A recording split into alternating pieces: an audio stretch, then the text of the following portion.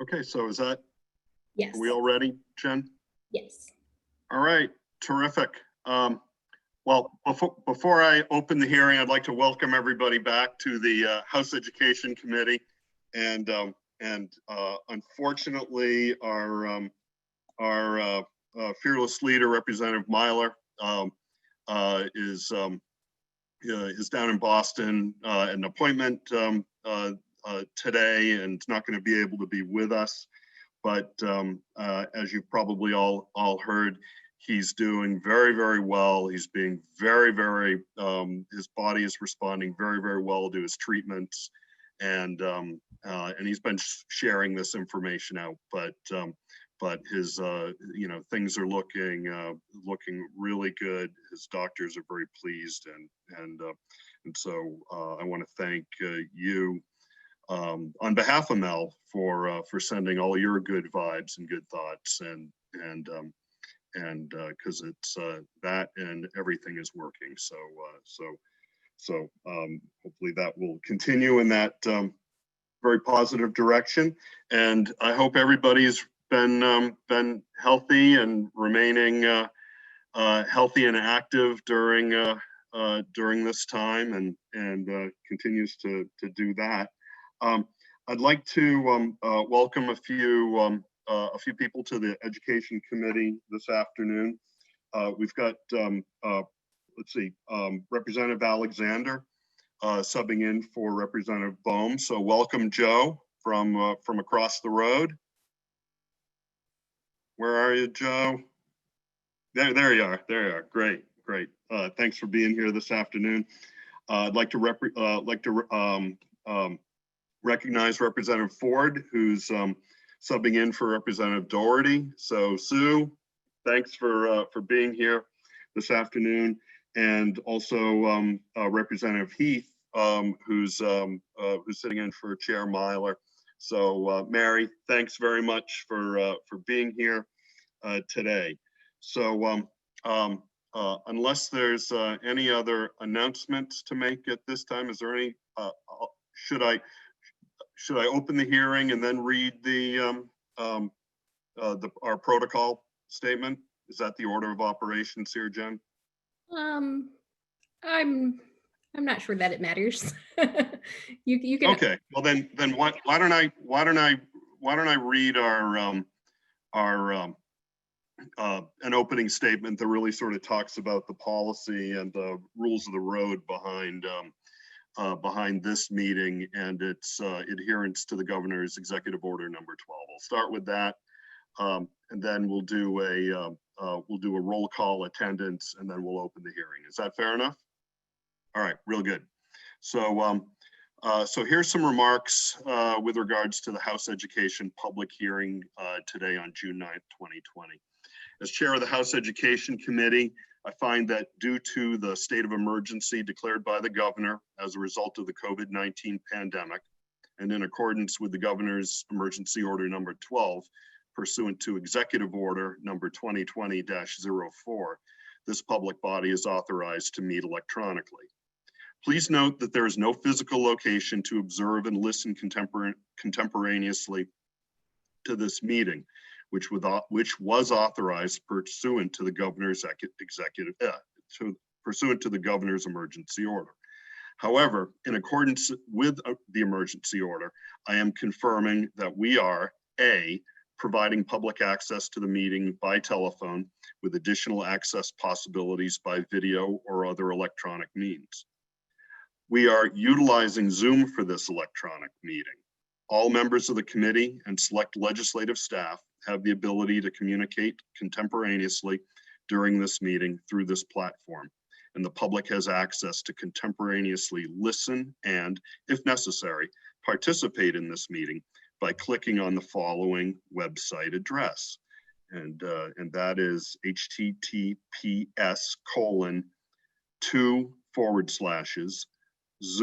zoom.us/J as in Jackson /99271793737. That's the link. I'm not going to read it again. or by dialing one of the following phone numbers. Here's a couple of them here: 1-929-205-6099 or 1-301-715-8592. So that's the first part. B, providing public notice of the necessary information for accessing this meeting.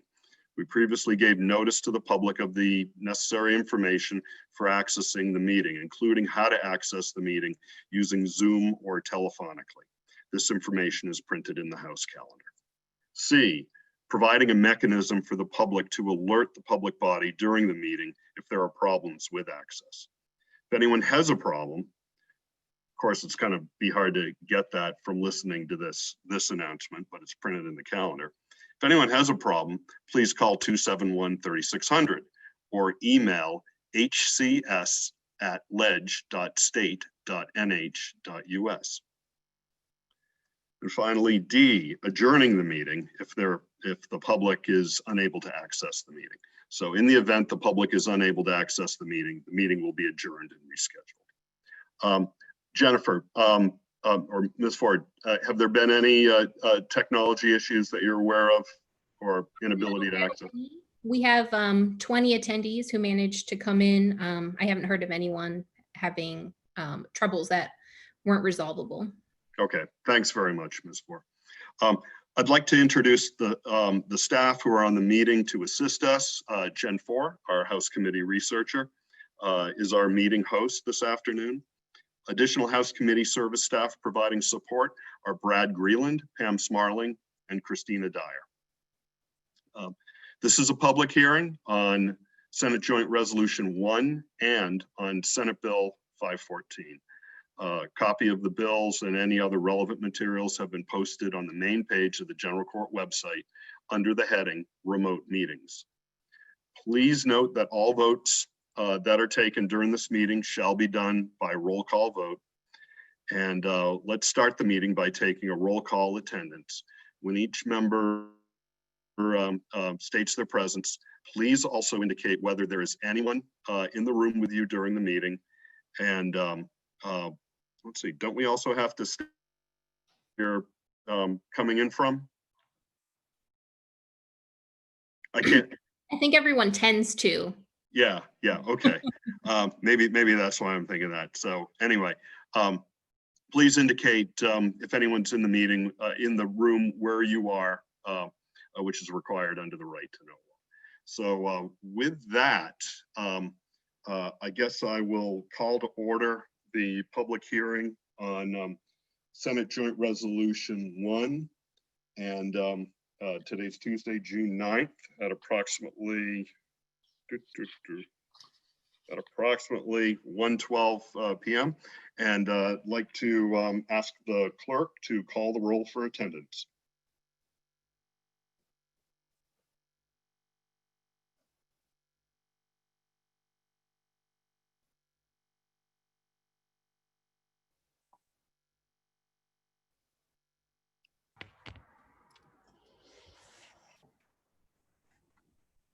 I can't hear her. Yeah, Jen, Okay, can you I think I'm unmute? there. There we go. Okay, so the roll. Representative Mary Heath, Present here in Manchester. I'm home alone and I'm here for Mel Myler, Representative Myler. thank you. Representative Barbara Shaw, Here alone. Inside anyway. Representative Cornell, Here, alone in my house. Representative Sue Ford, Here, alone in Easton. Representative Tamara Lay, I'm here at my kitchen table in Northampton, New Hampshire, and I do have under my supervision 2 minor children and 2 kind of busy cats. Representative Ellison,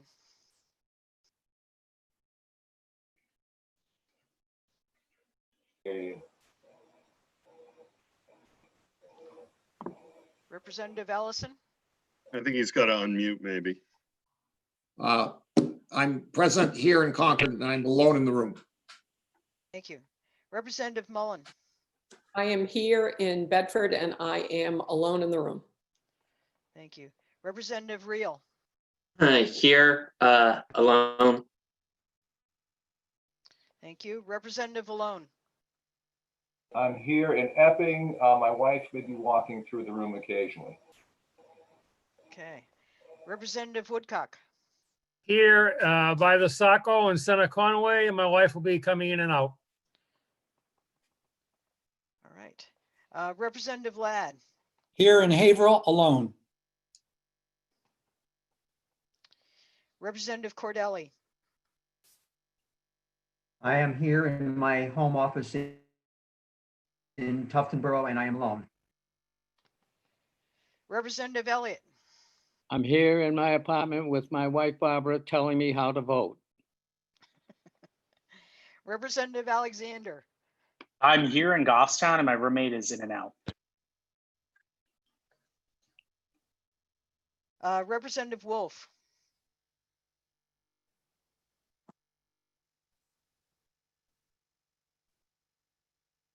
Representative Wolf.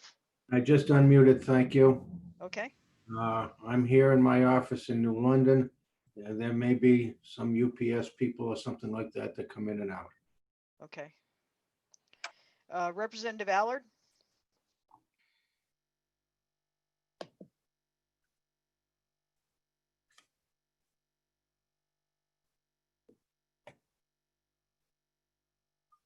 I am here in Pittsfield and only occasionally I have two rather large retrievers that stroll in and out. Representative Lucas.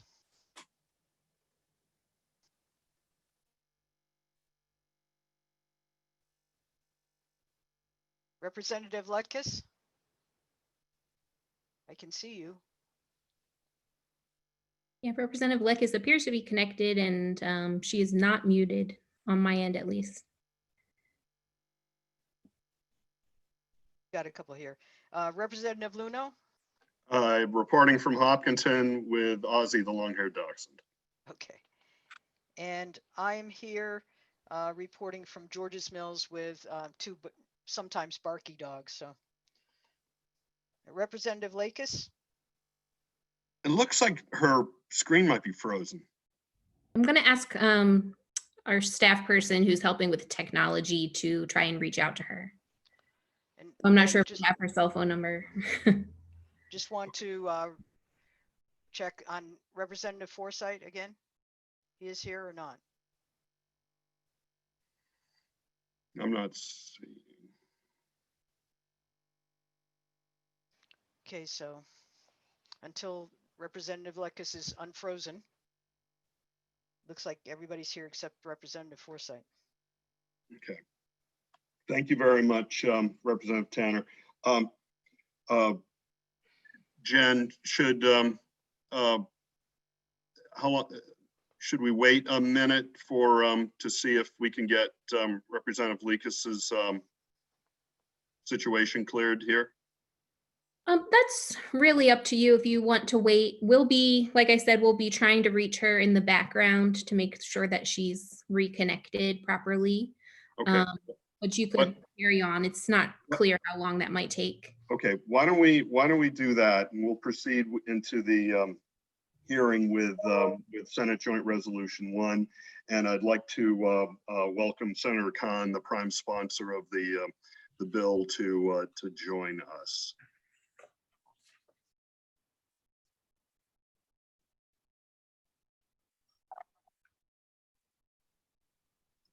I've just promoted Senator Khan to a panelist, and you should be able to hear from him.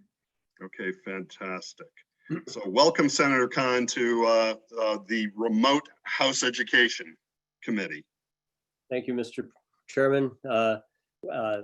Thank you for convening your committee. It's you got a large group there, but you've done so successfully. I am Jay Khan. I am state senator in District 10, representing Keene and 14 other towns in Cheshire County.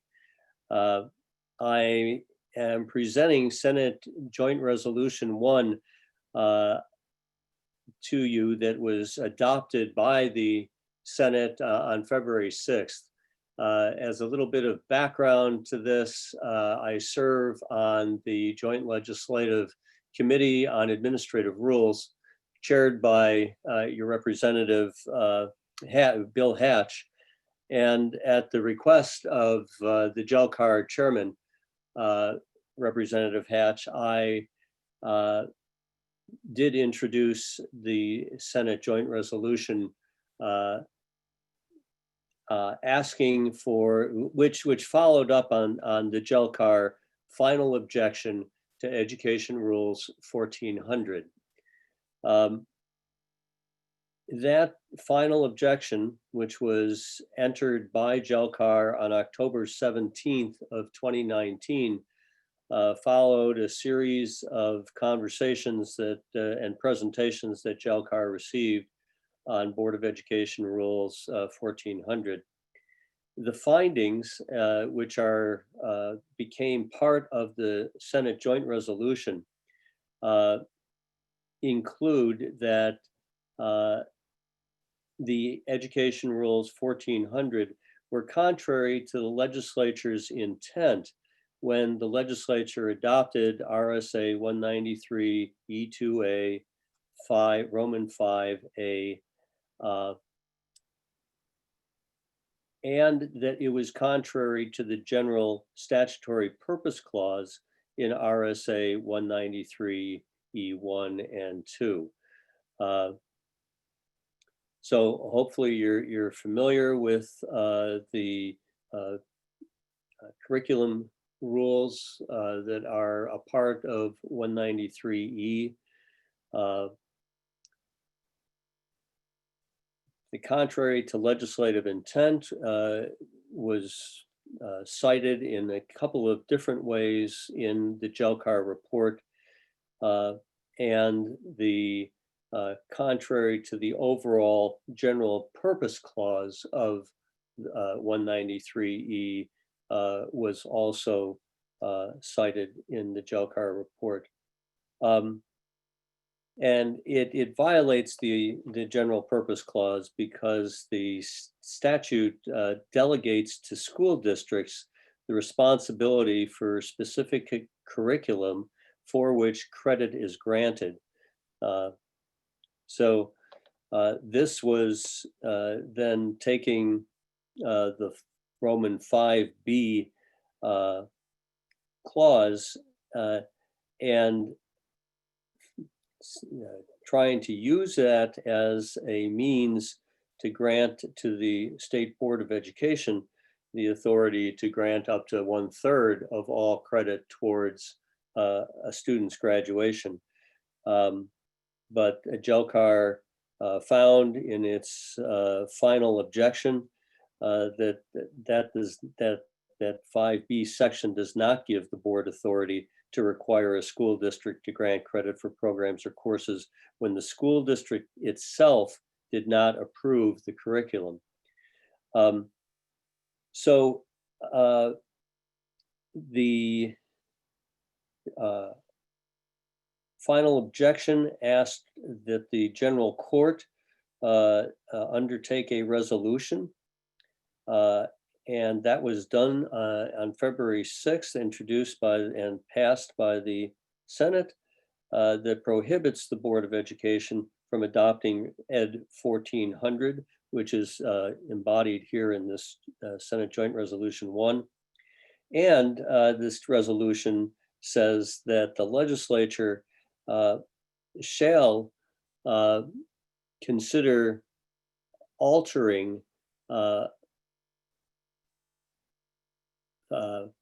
193 E2A 5B so that it is clear in its intent on what authority that clause gives to the Board of Education.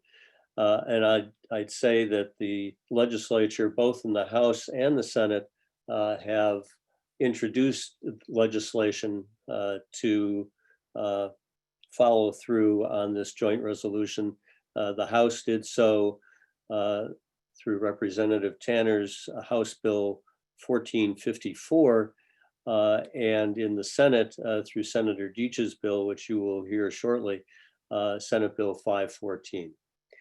So with that introduction, I'm glad to answer any questions the committee has and hope that you will recommend and ought to pass on Senate Joint Resolution 1. Thank you very much, Senator Khan. Do members of the committee have questions for the senator? Representative Cordelli. Thank you, Mr. Chairman. Thank you, Senator, for being here, wherever here is. Questioning that I think you were relating credits to curriculum of the school, but isn't it in statute and rules that credits are based on competencies, not based on curriculum?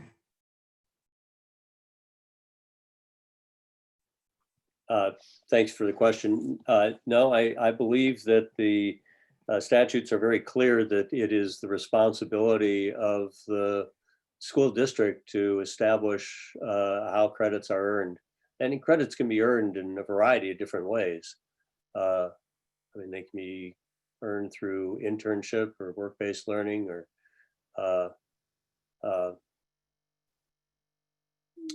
so those are specified in statute. Further questions for the senator?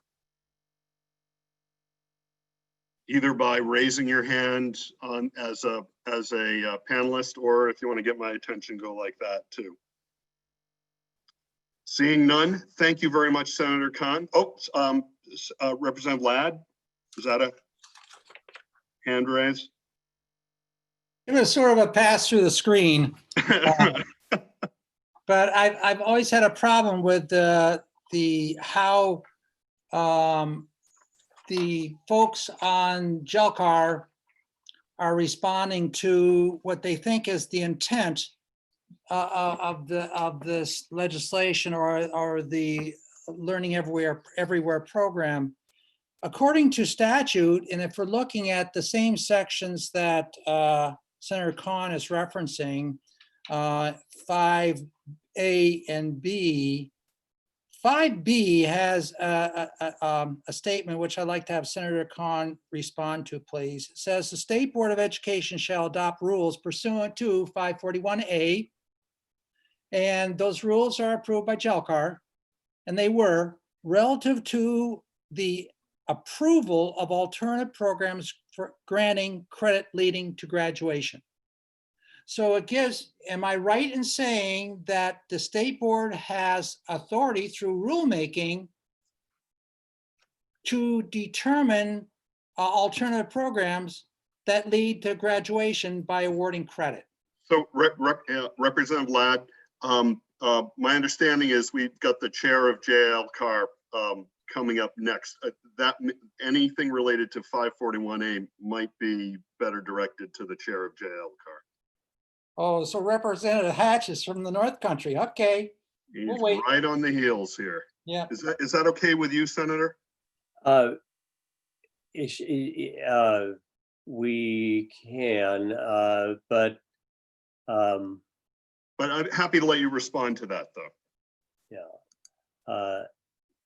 And if you'll let me catch up here.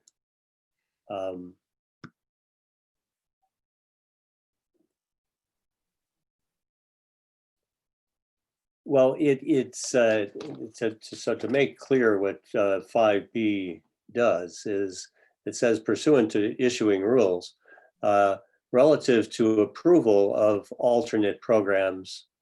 It doesn't say that the Board of Education shall have the authority to grant credit towards graduation. It's that it will develop rules for alternative programs. The clause that's just before it just can't be ignored. it makes it very clear that it is the responsibility of a school board, its teachers and administrators to identify the best way for students to acquire the knowledge, skills, and curriculum, essentially what Representative Cordelli was identifying earlier. So there was a pretty clear distinction established within the same section, just different subsections. I just didn't, we did not see how it could be controverted either through the general purpose clause of 193 E2A or through the section that as a whole, A and B, both are defining. Let me also say that this action here is a little bit odd in its, and I'll let Representative Hatch talk to you about the timing on this, but I think the action by the House Education Committee is needing to be completed within this month by June 26th in order to comply with the guidelines established in 541A. And 541A is very clear as to how it defines the establishing of rules, and these violating legislative intent or exceeding legislative intent, I should say, and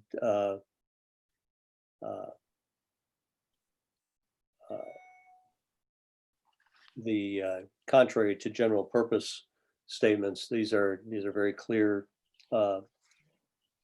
within the guidelines of 541A. All right, Mr. Chairman, seeing no more questions. Any other questions for the senator? We've got a hand raised from Representative Cordelli. Thank you, Mr. Chairman. Thank you, Senator. In the resolution, just looking at the bottom of the first page where looks like you're doing two things in this resolution. You're prohibiting the State Board of Education from taking action, and also putting a mandate on the general court. The general court shall do something. Is really that the purpose of this resolution? And I had thought that resolutions had a different purpose other than requiring an action of this type. It is a requirement in 541A that when entering a final objection, that the legislature also remedy that the reasons for it, and that is what's being done here. Thank you very much, Senator Khan. Seeing no further questions, thank you very much for your time. Oh, there's one raised. I'm sorry. There's a hand up from Representative Elliott. Yes. I'm reading the last paragraph of the bill itself. Right. And it says that, Senator, to you, I want some clarification here. And I'm going to add the word state when I use the word board, as opposed to the local board, because I feel that this gives more authority to the local board and less authority to the State Board of Education.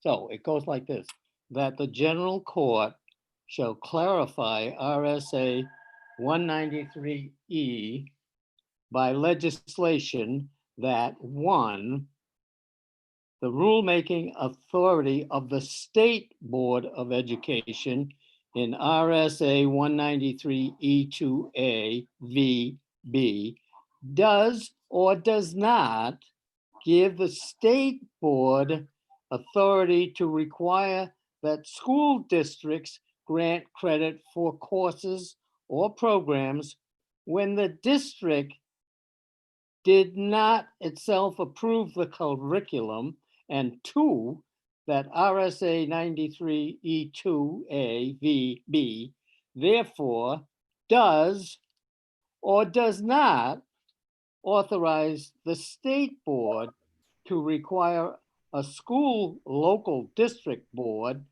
to accept the credit if it chooses not to. Would you explain that to me? Does it or does it not authorize the board? Do you have the bill in front of you, Senator? I do, and glad to explain that.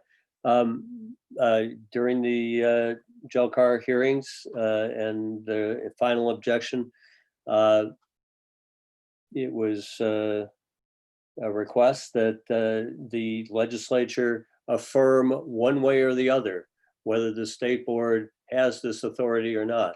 That's why I made reference to the 2 bills that have passed from the House to the Senate or from the Senate to the House, that both are trying to clarify that authority. Well, what do you think? Does it or does it not? Further question? Further question, Mr. You Chairman? may inquire Thank you. briefly. Very briefly. In your opinion, does it or does it not give the authority to the school district to make the final decision? Is this a local control bill or not? You know what? I'm gonna take that one, Representative Elliott. What this does is directs the general court to consider a legislation to clarify the intent. The next bill we're going to hear about is a version of that clarity. So you may want to look for that in Senate Bill 514. Okay. Okay. Yep. We good? Senator Khan, thank you very much for your time this afternoon. Thank you, Mr. Chairman. Good luck. All right, thanks. Next, I would like to call on Representative Hatch, the chair of the Joint Legislative Committee on Administrative Rules.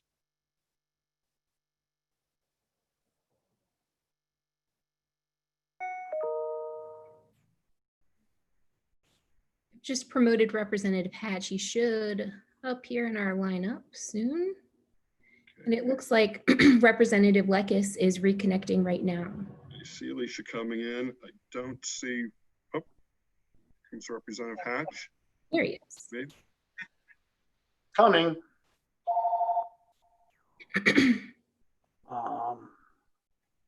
We can hear you, Representative Hatch. Can you hear me? Let me dispose of the phone. I'm sorry. Got it. All right.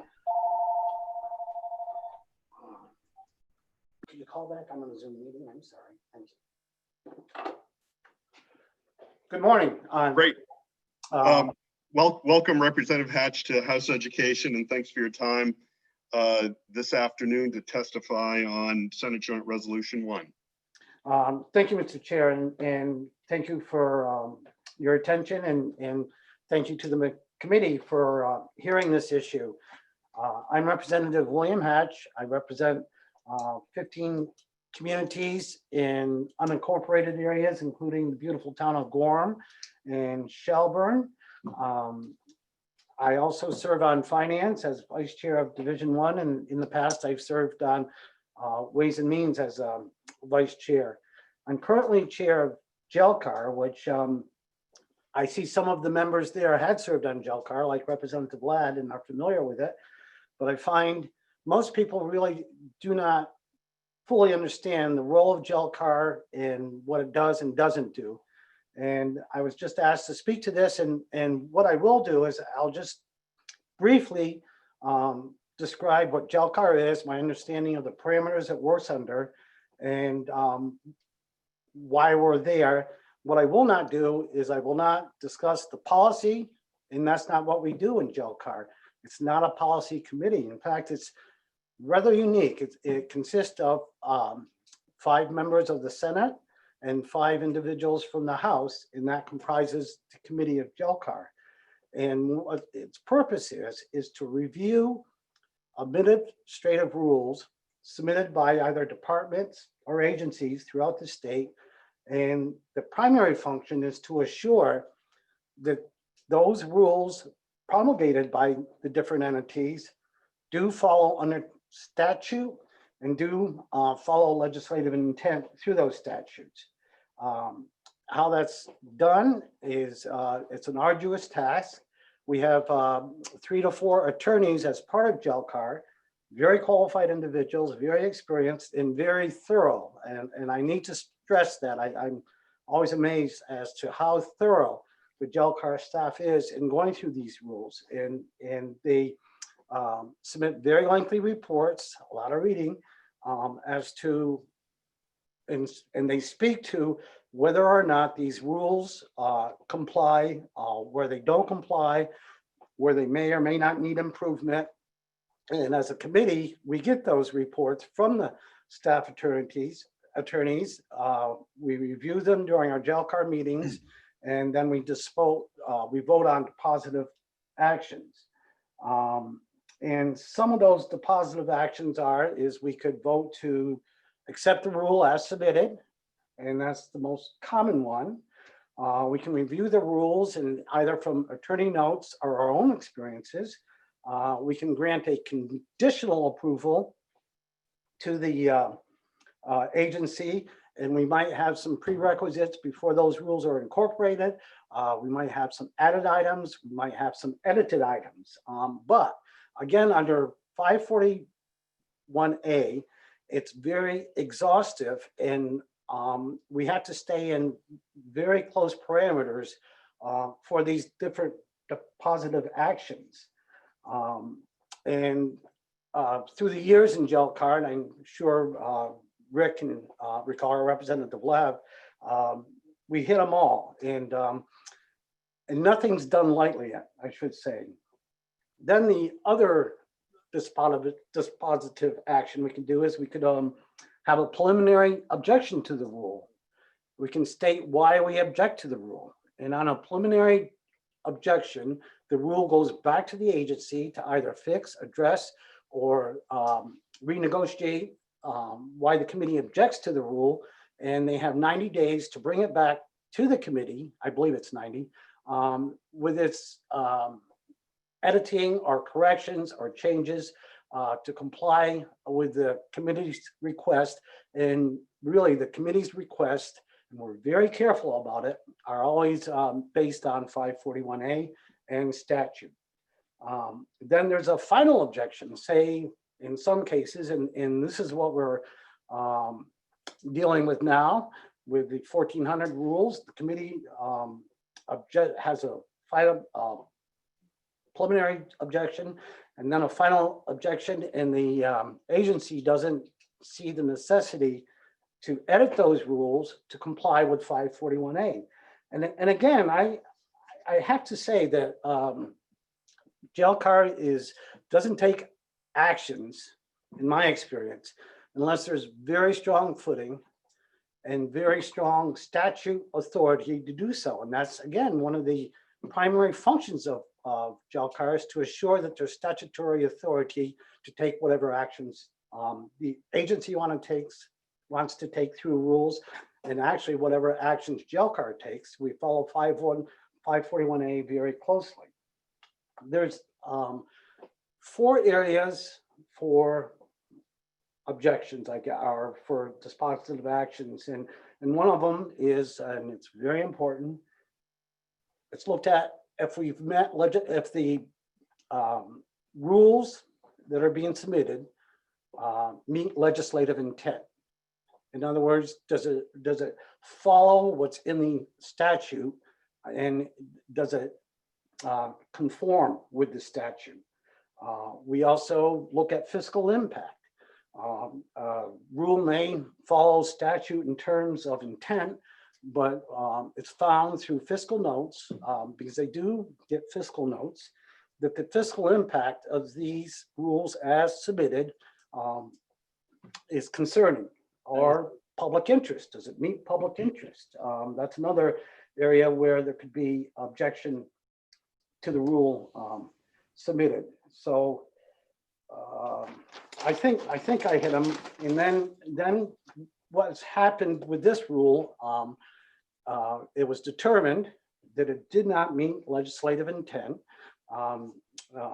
Jay spoke to that briefly, but there's certain things that were, for an example, in this rule that were just, it's explicit in the statute as to why the action the Board of Education wanted to take was not authorized under statutes.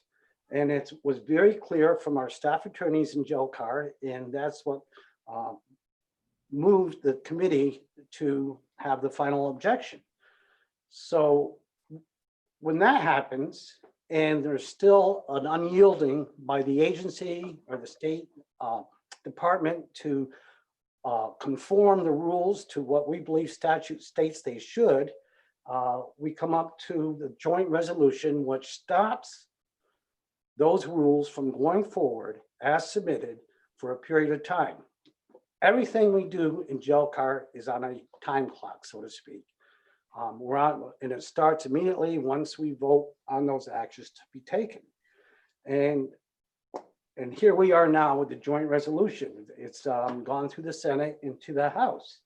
And just as a brief historical review, since when was it, 76 or thereof, or 96 maybe, yeah, since 1996 under Jelcar, there's been approximately 5,000 rules reviewed by the committee.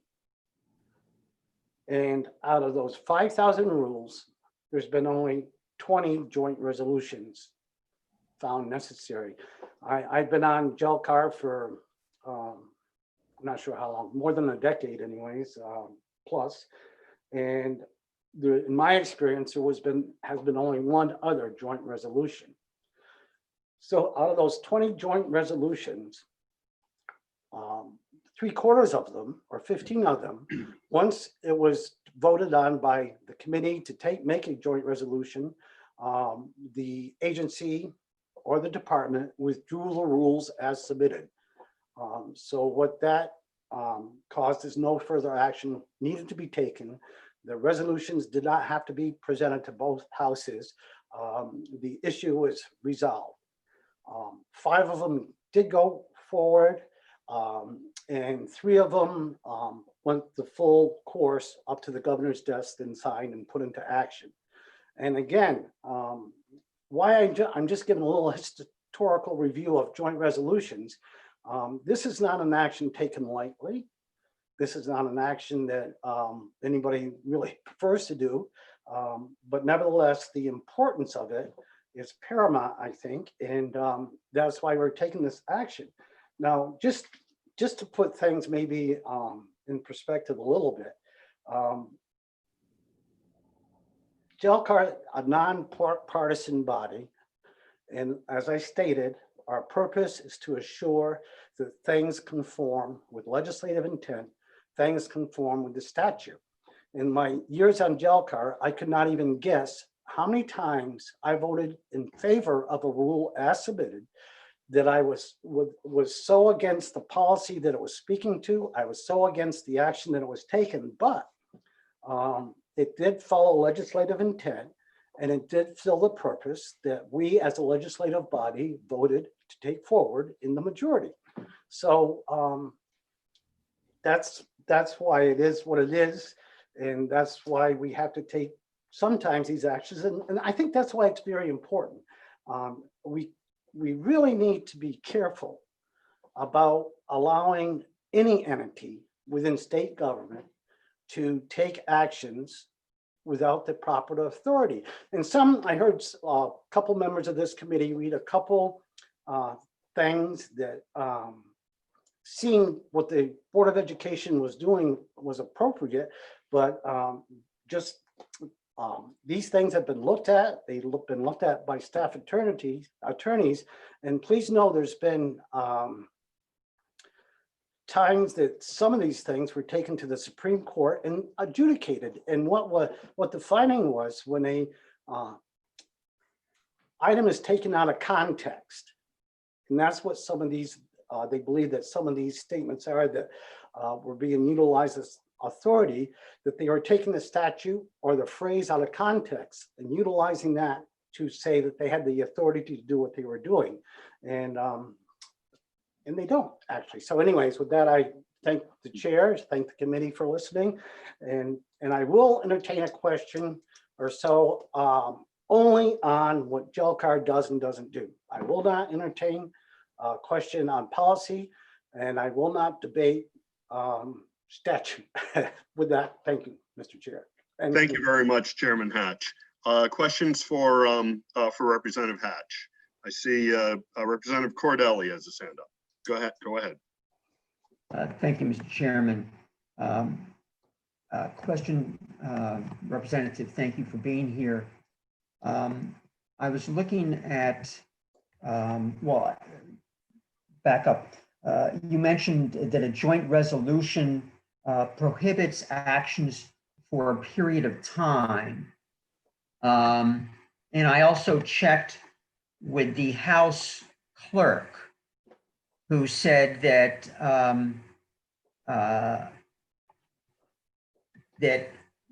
deadlines, without deadlines, there would not be any action taking place. I don't see any period of time within this joint resolution. Could you explain that? I'm not sure I understand your question. The period of time doesn't have to be within the joint resolution. The period of times are dictated by 541A. All right, so we have, just like anything or most things within the legislature, and I think I stated in explaining what GELCAR does, everything we do, once we start a dispositive action, we're on a clock. An agency's on the clock. So for an example, for this joint resolution under the current clock, unless I as chair am granted a waiver for that clock, has to be disposed of through legislative action by the 26th of June per se. Now, and I don't know that I understood your question exactly or not, but that's what when I'm speaking to the clock time frame, that's what I'm speaking to. Representative Cordelli, you have a follow-up? Yes, thank you. Let me go on to the next part of the resolution. You talked about joint resolutions, I think, Representative, and a little background on them. I was struck by the fact that this resolution requires the general court to take certain action. Sure. How many times have there been joint resolutions requiring an action by the general court? I have absolutely no idea, and I don't even know if that question is germane to the action we're taking. A resolution can, particularly from GELCAR, the joint resolutions are a little different than what we're normally used to. They're there for very serious actions to be taken by the general court. It's not just stating our displeasure with something or pleasure with something like many joint resolutions may do. That is put into place for a dispositive action, and it is definitive. So thank you. Is this a follow-up, Representative Cordelli, or is this a new question? A new question. I just want to check to see if anybody else Sure. has a further question to ask. All right, seeing none, Representative Cordelli. Thank you. Thank you, Mr. Chairman. Representative, from what I read, one of the GELCAR objections was that it was your basis for legislative intent that statute delegates responsibility to districts for curriculum for which credit is granted. But I saw in the Department of Education response, and I believe it to be true, that there is nowhere in statute or rules that a student is required to complete specific curriculum in order to receive credit. And in reality, credits are based on competencies, not curriculum. So I'm not sure how you determined what the intent of the rules were that you were objecting to. I think I may have mentioned that particularly in this set of rules of 1400, as submitted by the agencies and the authorizations that they utilized for these rules, they cited different things out of statute individually as opposed to that statute as a whole. And that's what I meant by taking it out of context. And again, I'm not going to debate RSAs or the meaning of them. We have 3 and 4 very capable staff attorneys on GELCAR that we rely on heavily. Not that everything they submit to us is accepted by us as a committee, but we rely on them heavily, and they are incredibly, and I can't say this enough because I say it often, they are incredibly thorough. And that has been adjudicated by the committee, and I'm not going to debate it, but that's where we are. Thank you. Further questions, Representative Ladd? I got 3 more minutes. My bride just came in upstairs. Okay, so this may be the last question for. Okay, I thought it was pretty cold up there in North Country there, Bill.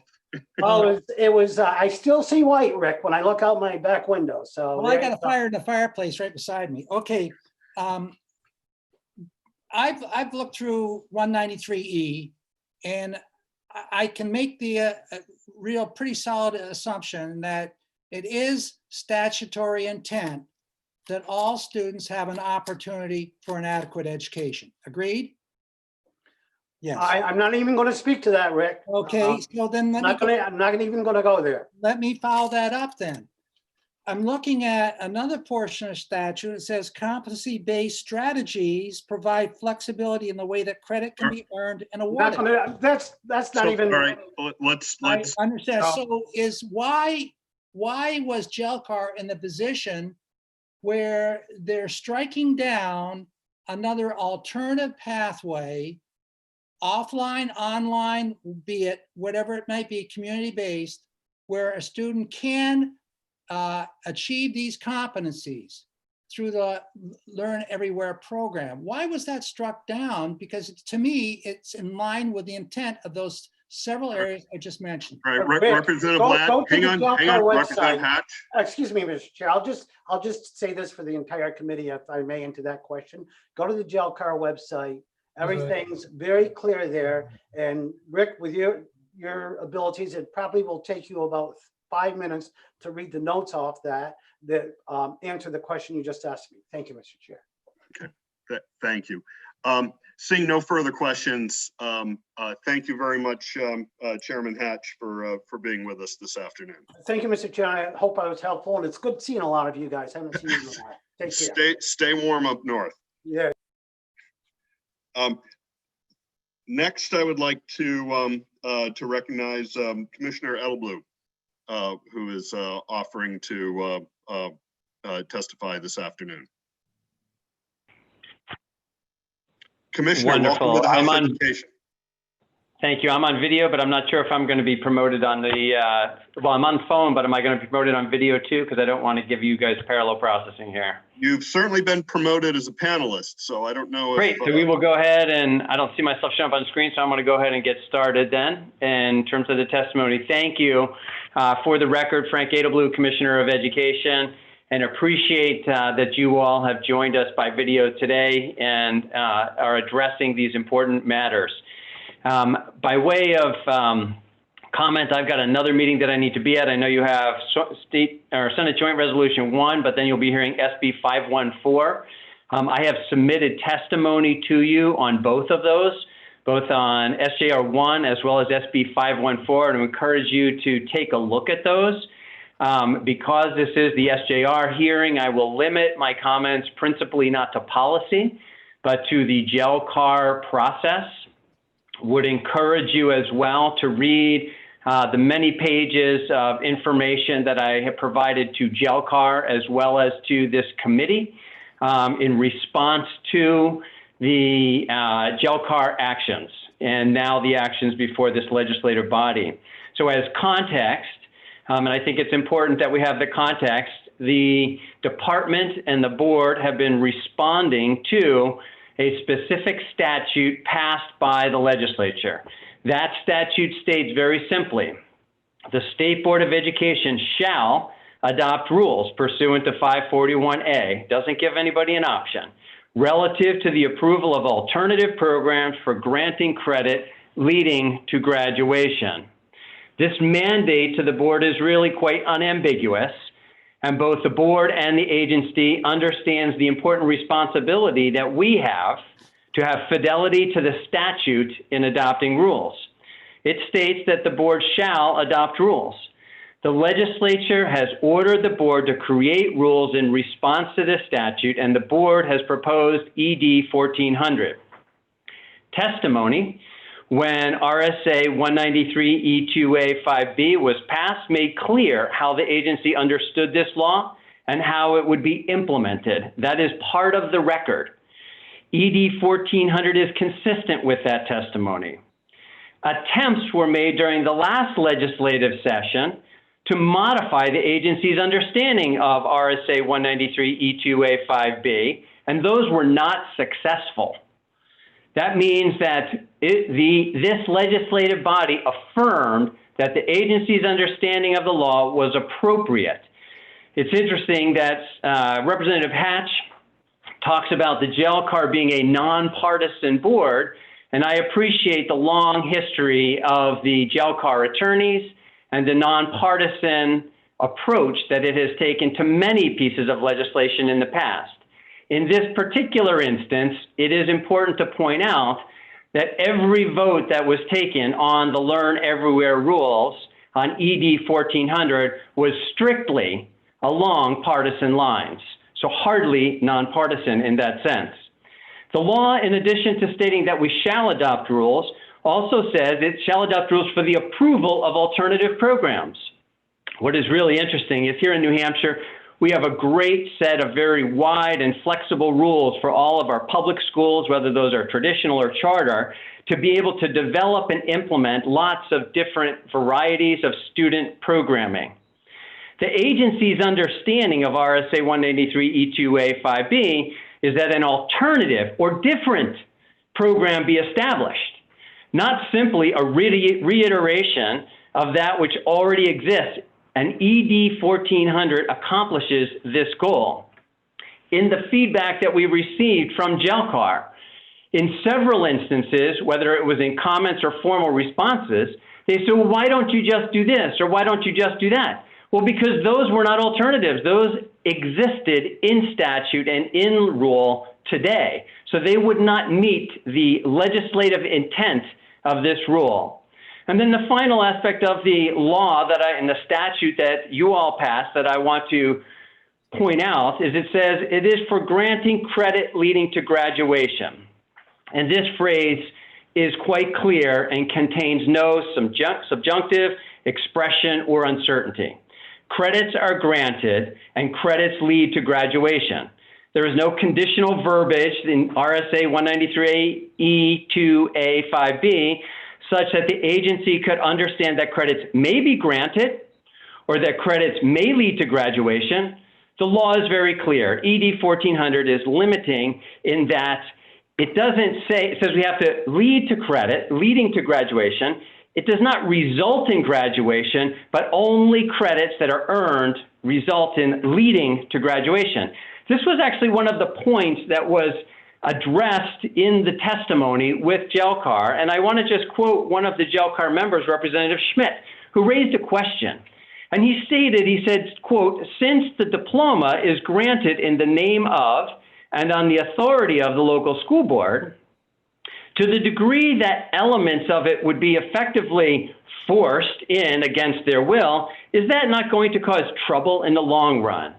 And what I would tell you is this is a program for earning credit, and it does not trample on the local responsibilities. Where's Bob Elliott on my screen? Local school districts have the responsibility to determine what the requirements are for graduation. This program allows students an alternative program for accumulating credits that lead to graduation from that high school. So local control is fully preserved, Bob, Representative Elliott, and I hope that that is understood as you begin to consider these actions. Now, we've talked a little bit about competency-based education, and one of the questions that came up in Senator Kahn's testimony was dealing with, that the schools can't create the curriculum. And I'm not wandering into policy, so I'll be very careful here. But it's very interesting that the rules support the opportunity that students can get credits from a lot of other curricular places, because credits are granted based on competency. And I think it's important for this committee to go back and look at the system of education that we have. Representative Ladd referenced it. We want to create opportunities for all of our students to be successful, to earn credits in all kinds of places. And if this pandemic has done nothing else, it has emphasized the importance of making sure that we meet the needs of all of our students. The U.S. Department of Education defines competency or personalized learning approaches this way. It says transitioning away from seat time in favor of a structure that creates flexibility, allows students to progress as they demonstrate mastery of academic content, regardless of time, place, Commissioner, or we need learning. to bring this back to the JLCAR process and the subject. This is the JLCAR process, right? We don't need to bring it to Senate Bill 435, so. I'm not on 435, 514, I think it is. But so reflecting on the continued assertion by JLCAR linking curriculum and credit, it leaves one with the impression that JLCAR remains unfamiliar with the idea of competency or personalized learning. At its foundation, competency or personalized learning asks the question, what has a student mastered in Again, terms we're of not on the content? merits of the Learn Everywhere program. We're on Yep, I understand. So the department recognizes the importance and the validity of the JLCAR process and its feedback on the proposed ED 1400 rules. We have carefully considered those objections, have made appropriate amendments to the preliminary objections in the proposed ED 1400 rules, and have been responsive to JLCAR throughout the process. What we have also done is achieve fidelity to RSA 193E2A5B and fidelity to the overall purpose of RSA 193E. And these rules should be passed into effect for students in New Hampshire because they follow the legislative intent, and they have for well over a year now, and it's only because it's been stuck in this JLCAR process that we have not been able to create opportunities for our students here in New Hampshire. So then I will stop my comments and let you guys move on, but I'll take questions if anybody has any. Thank you very much, Commissioner. Questions for Commissioner Tuttle. Seeing none, thank you very much, Commissioner, for joining us this afternoon. Thank you. Let's see. According to my list, Jen, there was potentially a representative from the ELO network that wanted to testify, but I don't know who that is. We have them here. I can promote them now. Her name. Are they wishing to offer live testimony? It was somewhat unclear from the message. Would you like to ask her? Her name is Donna Couture.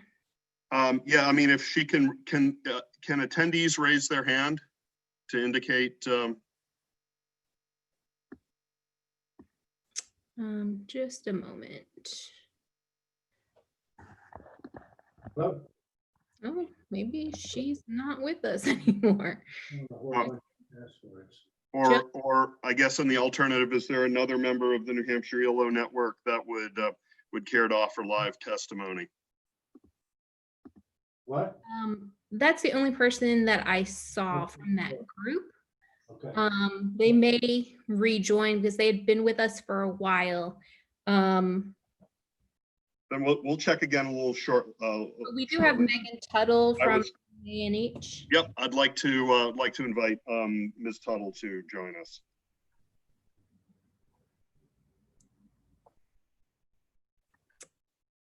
There she is. Let's see, we getting video, we got audio. Ms. Tuttle, can you hear us?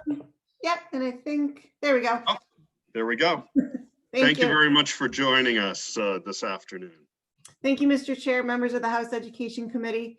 For the record, my name is Megan Tuttle, president of NEA New Hampshire, representing 17,000 educators across the state of New Hampshire.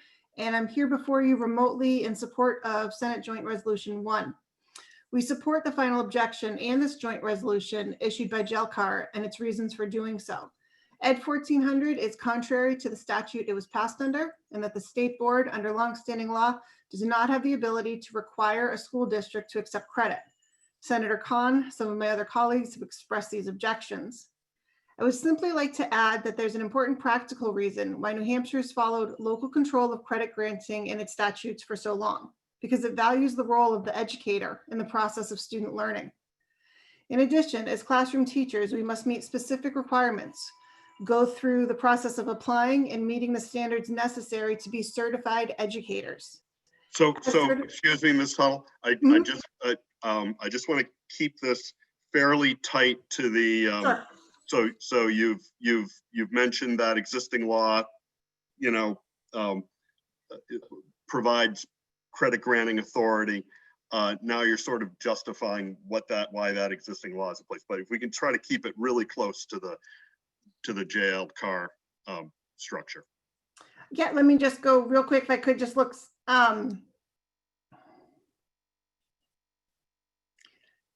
Basically, the public ELO programs that we have are operating under the rules that are already approved by JELCAR for alternative programs. And so we're supporting the joint resolution as written. I'll leave it at that. All right. Thank you very much, Ms. Tuttle. Are there questions for Megan Tuttle? Was that a hand, Representative Alexander, or was that pressing something? All right. Let's see. Just gotta go over to that screen. Any further questions? Seeing none, thank you very much for joining us this afternoon. Thank you. Let's see. So I guess one last call if we've got anybody from the New Hampshire ELO network. No.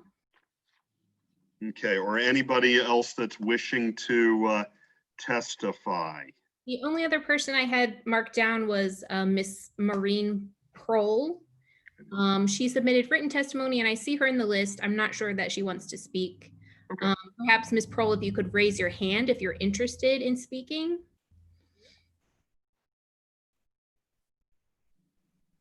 So going once, going twice, going 3 times. Are you seeing any hands raised, Jen? I'm not.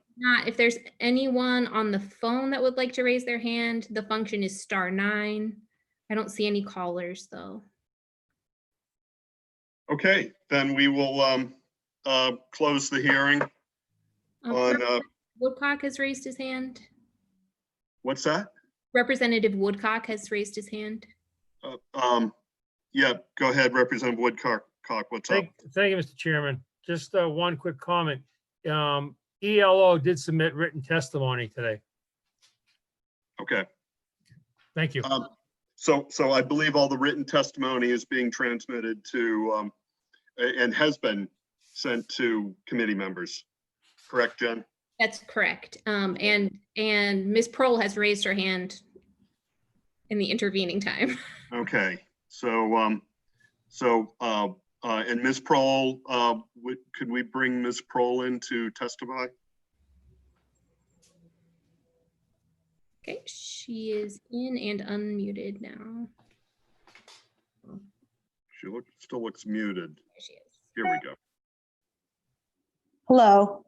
Hello, Ms. Prohl. Welcome to House Education. If you could introduce yourself and then share with us some thoughts. My name is Maureen Prohl, and I am a mother of 3 children who were educated in the New Hampshire public schools and went on to UNH. I am testifying in support of this joint resolution because I believe that the State Department, the State Board of Education has overstepped their authority in expecting local school districts to grant graduation credits based on learning sites, venues, providers outside their sphere of influence.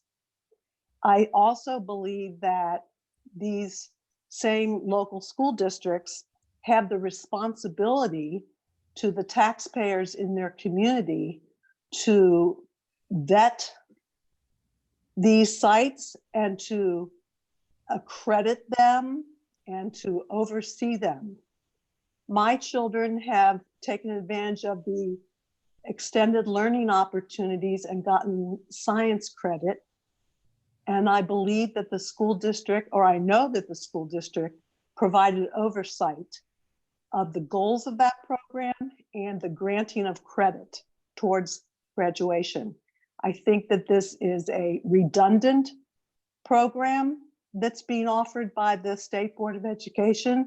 And lastly, I would suggest that they take the money to implement such a program and extend the extended learning opportunities in property poor towns who probably don't have the level of extended learning opportunities that many of us have. And that's what I want to say. Thank you, Ms. Prohl. Would you be willing to take a question? Sure. Okay, Representative Cordelli. Thank you.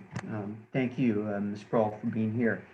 I was just wondering if you had read the rules that had been proposed by the department and the process for accepting partners into the ELO program through the State Board of Education.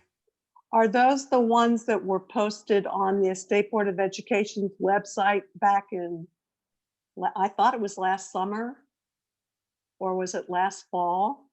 It was ED 1400. I don't know it by number. I know that I have read the bill a while ago. Follow up, if I might. Follow up, you may inquire. All right. And I congratulate your children for participating in ELO program and getting credits. Do you have any idea how many, the percentage, let's say, of eligible students in the state do get ELO credits currently? I have no idea. Yeah. Okay. Yeah, I think that's sort of beyond, I think, what. I'm just a parent. I'm just a parent. Right. So I wouldn't expect most parents to know. Thank you very much, Ms. Prohl. Thank you. Seeing no further questions.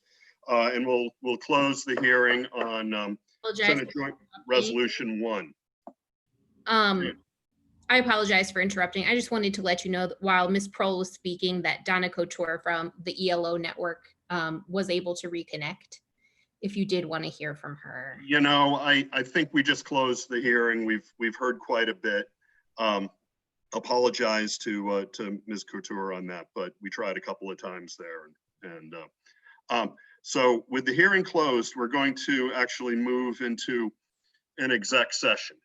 And that way we can, you know, people who are tuning into us can find out what we've decided to do with this piece of legislation before us.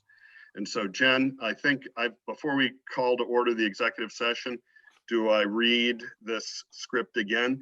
Can I can I, when I go through, can I just, go A, providing, B, providing, and just sort of streamline it a little bit?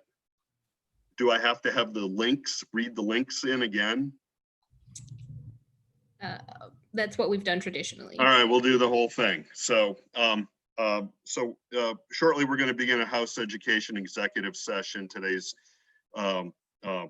Tuesday, June 9th, 2020. As Chair of the House Education Committee, I find that due to the state of emergency declared by the governor as a result of COVID-19 pandemic and in accordance with the governor's emergency order number 12 pursuant to executive order number 2020-04, this public body is authorized to meet electronically. Please note that there is no physical location to observe and listen contemporaneously to this meeting, which was authorized pursuant to the governor's emergency order. However, in accordance with the emergency order, I am confirming that we are A, providing public access to the meeting by telephone with additional access possibilities by video or other electronic means. Here are those electronic means. We are utilizing Zoom for this electronic meeting. All members of the committee and select legislative staff have the ability to communicate contemporaneously during this meeting through this platform, and the public has access to the contemporaneously listen and, if necessary, participate in this meeting by clicking on the following website address: https://zoom.us/j/99271793737, or by dialing one of the following telephone numbers: 1-929-205-6099 or 1-301-715-8592. So that's the first part. We're also compliant by B, providing public notice of the necessary information for accessing this meeting. We did this by previously giving notice to the public of the necessary information for accessing the meeting, including how to access the meeting using Zoom or telephonically. This information is printed in the House calendar. C, providing a mechanism for the public to alert the public body during the meeting if there are problems with access. So if anybody does have a problem, please call 271-3600 or email us at hcs@leg.state.nh.us. And finally, D, adjourning the meeting if the public is unable to access the meeting. In the event the public is unable to access the meeting will be adjourned and rescheduled. Want to introduce the staff that are on the meeting assisting us. We have Jen Ford, our House Committee researcher. She's the meeting host. Additional House Committee service staff providing support are Brad Greenland, Pam Smarling, and Christina Dyer. This is an executive session on House Joint Resolution 1. A public hearing was held on this bill earlier today. Copy of the bill and any other relevant information having been posted on the main page have been posted on the main page of the General Court website under the heading Remote Meetings. Please note that all votes that are taken during this meeting shall be done by roll call vote, and we'll start the meeting by taking roll call and attendance. When each member states their presence, please also indicate whether there's anyone in the room with you during the meeting, which is required under the right to know law. So with that, I will call to order the executive session for Senate Joint Resolution 1 and ask the clerk to read the roll for attendance purposes.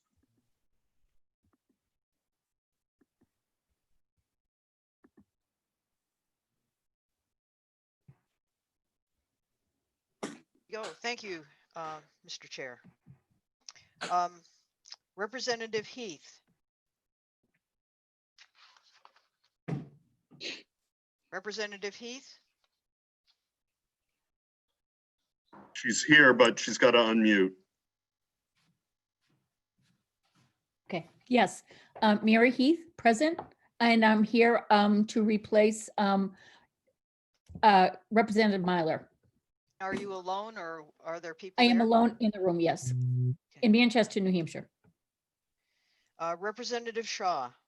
Yes, alone in Manchester, New Hampshire. Sounds like a song almost, you know. Representative Cornell. Present, alone in my kitchen in Manchester, New Hampshire. Representative Ford, I'm here in Easton, alone in my house. Representative Lay, Present in Northampton, New Hampshire, supervising 2 minor children.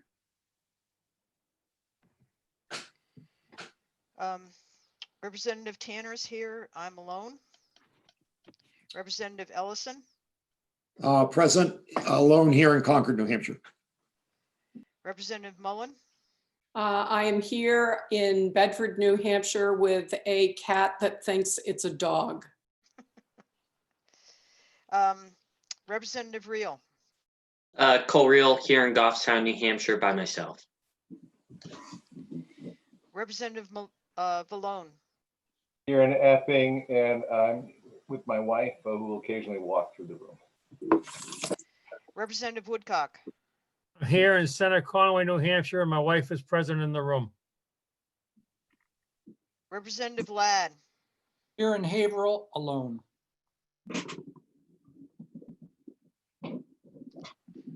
Representative Cordelli, Here alone in my home office.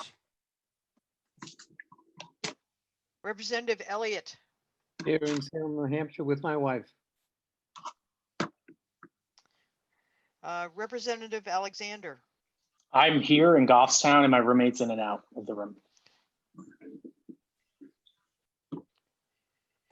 Representative Wolf, I'm here in New London, New Hampshire, by myself with an occasional UPS man. Representative Allard, I am here in Pittsfield, New Hampshire, alone except for the accompaniment of 2 sleeping dogs. Representative Forsythe, Representative Letkus, I am here sitting in my car in Hudson, New Hampshire, currently sitting under a cell tower since my internet went out. are you alone? I am alone, I'm sorry, other than all the traffic driving by. And Chairman Luno, Reporting from Hopkinton with Aussie long-haired dachshund. okay. Great. So we just had a hearing on Senate Joint Resolution 1, and I would take a motion from, let's see who we're going to take a motion from Representative Mullen of ought to pass. Has that motion been seconded by Representative Vallone? And is there, would Representative Mullen like to speak to her motion?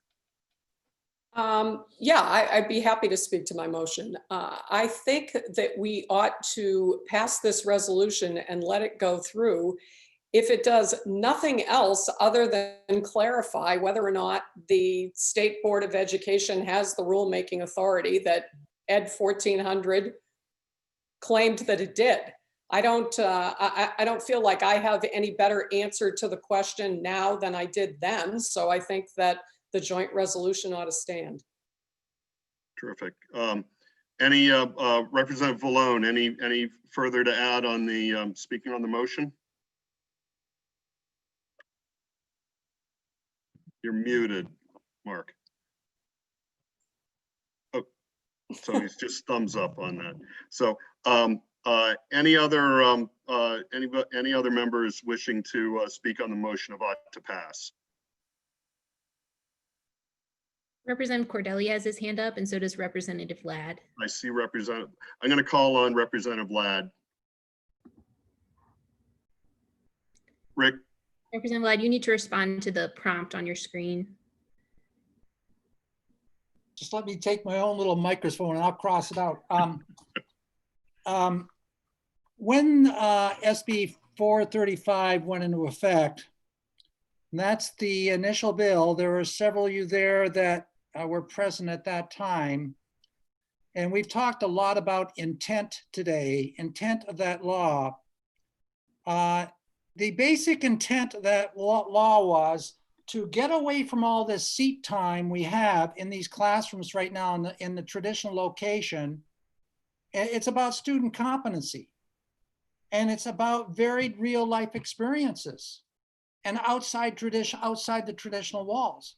And so we went ahead with that, and the vote on that particular bill came out 17-3, a bipartisan vote in support of this bill. But then all of a sudden, we're hearing all this, well, this conflicts with my little school here being able to approve these credits. But right now, we also have credits coming in from other locations, be it through the military compact or alternative learning situations that a kid comes into school, transfers in. That local school board hasn't approved the courses those kids took elsewhere, but the courses are accepted towards graduation. So I'm failing to see where really, what is the basic underlying cause for these rules to be denied. You know, I'm talking about the rules that start at 1400 and go through 1407. And they're very clear rules. They specifically state what the program goals are, accountability, rationale, it's all there. In fact, there's more accountability for this than there is in many of these classes which are accepted by a school principal when it comes and when a child moves in. So I'm just failing to understand why we're not providing the opportunity for an adequate child to all kids in this state, even those kids that are in schools where they don't have a person to identify alternative learning programs, or they don't have the funding to provide the challenges within the school because of their zip code. And so once again, this committee is denying educational choice, and I think it's a shame. Representative Cordelli. Thank you. Am I still muted? No, you're good. Okay. I don't think I heard anything that explains to me the basis for the intent objection. The statute in place is very clear. The State Board of Education shall adopt rules relative to the approval of alternative programs for credits.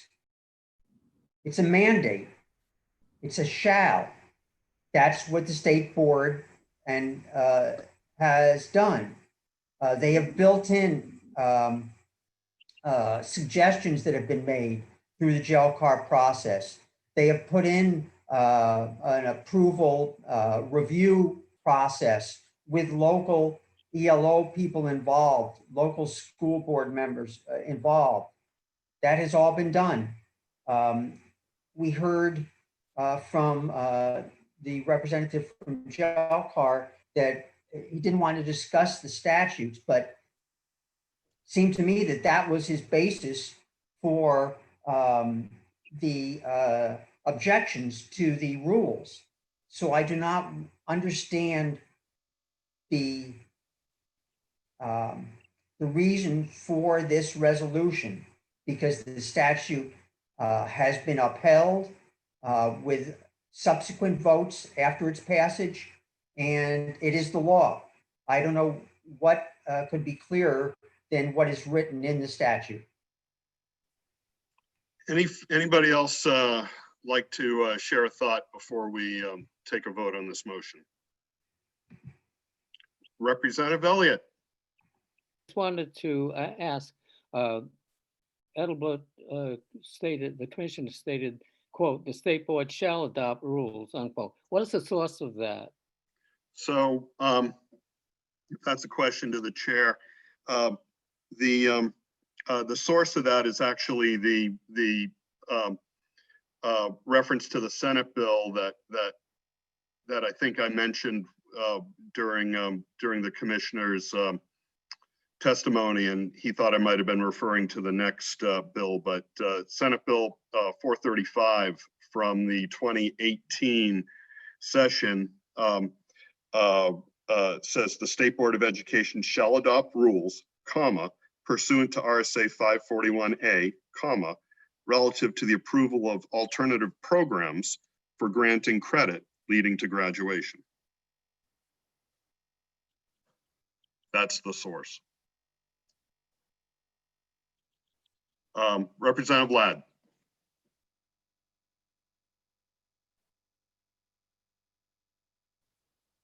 Representative Ladd, you've gotta click that.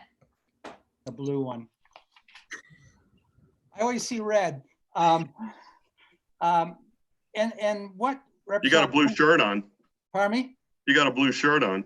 I know, that's because it's long sleeve. It's cold up here.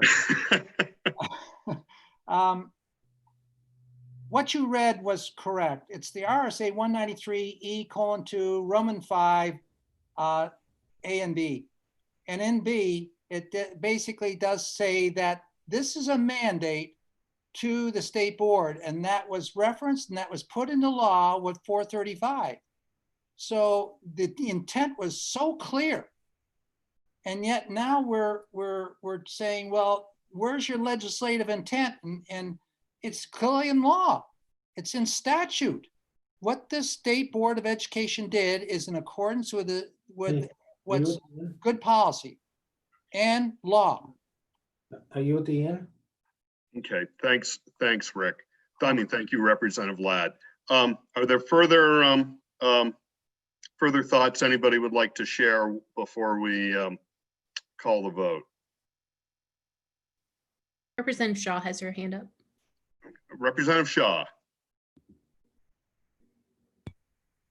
Thank you. I agree very strongly with what Representative Ladd said. For the last 4 or 5 years on the Education Committee, we have worked hard to expand ELOs, to expand opportunities, competency-based learning, everything that we could possibly do to help kids expand their seat time. And all of a sudden, it's the Learn Everywhere came out and it was, oh my God, this is a horrible thing. I'm sorry, but I don't think there's a question one bit in the law as to what the intent was for SB 435 or HB, whichever S or B, 435 anyway.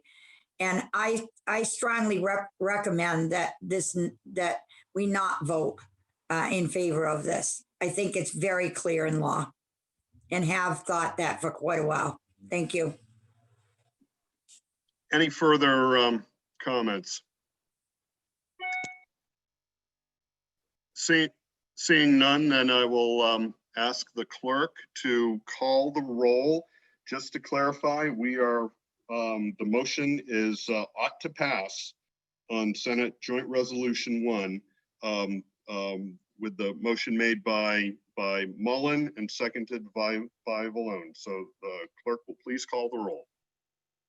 Thank you, Mr. Chair. Representative Heath. Oop. Yes. Representative Heath votes yay. Representative Shaw. No. Representative Shaw votes nay. Representative Cornell. Yay. Representative Cornell votes yay. Representative Ford.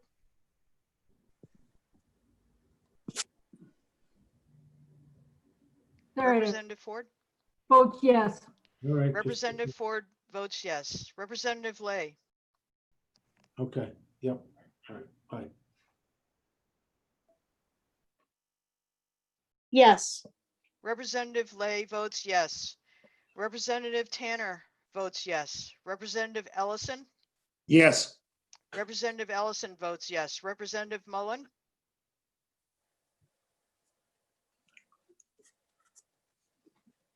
Yes. Representative Mullen votes yes. Representative Reel. Yes. Representative Reel votes yes. Representative Vallone. Yes. Representative Vallone votes yes. Representative Woodcock. Yes. Representative Woodcock votes yes. Representative Ladd. No. Representative Ladd votes no. Representative Cordelli. No. Representative Cordelli votes no. Representative Elliott. No. Representative Elliott votes no. Representative Alexander. No. Representative Alexander votes no. Representative Wolf. No. Representative Wolf votes no. Representative Allard. No. Representative Allard votes no. Representative Forsythe is absent. Representative Lakis? No. Representative Lakis votes no. Chairman Luno? Yes. Chairman Luno votes yes. I have a tally of 11 yes and 8 nays. Senate Joint Resolution 1 is recommended ought to pass by House Education. I will call to a close the executive session on SJR 1. Representative Luno, is there going to be a minority report? Oh, on let's, this? yeah, let's, Representative Ladd, yes. And so let's just talk about that real quick. And Representative Mullen, would you care to write the committee report for the majority? Is that Are you giving me an option on whether or not I want to write this committee report? I want to be clear on this. Yeah, well, I'm just confirming. Oh, I sort of thought that's what you might be doing. So, yeah, I'm not sure what the process or the procedure is. so that's what I wanted to talk about. And Representative Ladd, will you take care of the minority report? Or between you and Glenn?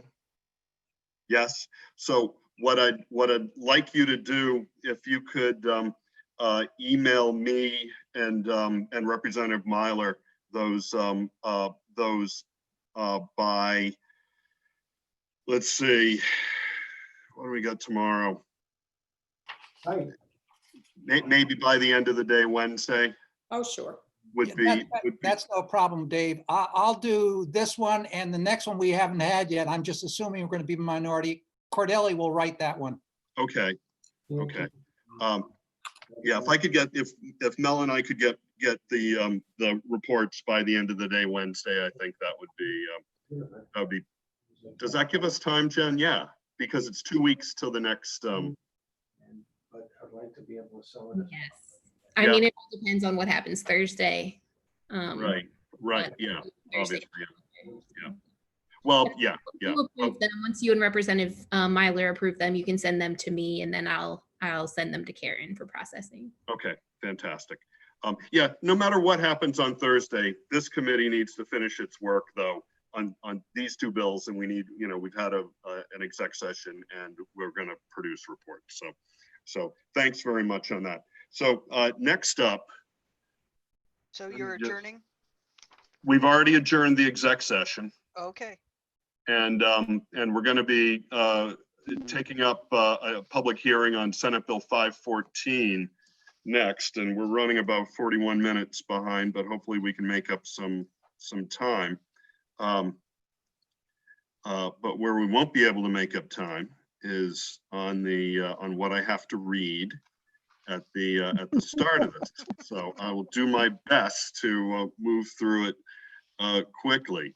So first I'm going to read these remarks, and then we'll open up the hearing and call the roll again. So Jen, are we all ready?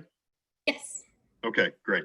So this is a public hearing in House Education for June 9th, 2020. And as chair of House Education Committee, I find that due to the state of emergency declared by the governor as a result of the COVID-19 pandemic, and in accordance with the governor's emergency order number 12, pursuant to executive order number 2020-04, this public body is authorized to meet electronically.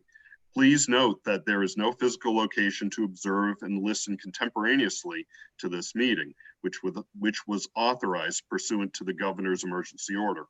However, in accordance with the emergency order, I am confirming that we are A, providing public access to the meeting by telephone with additional access possibilities by video or other electronic means.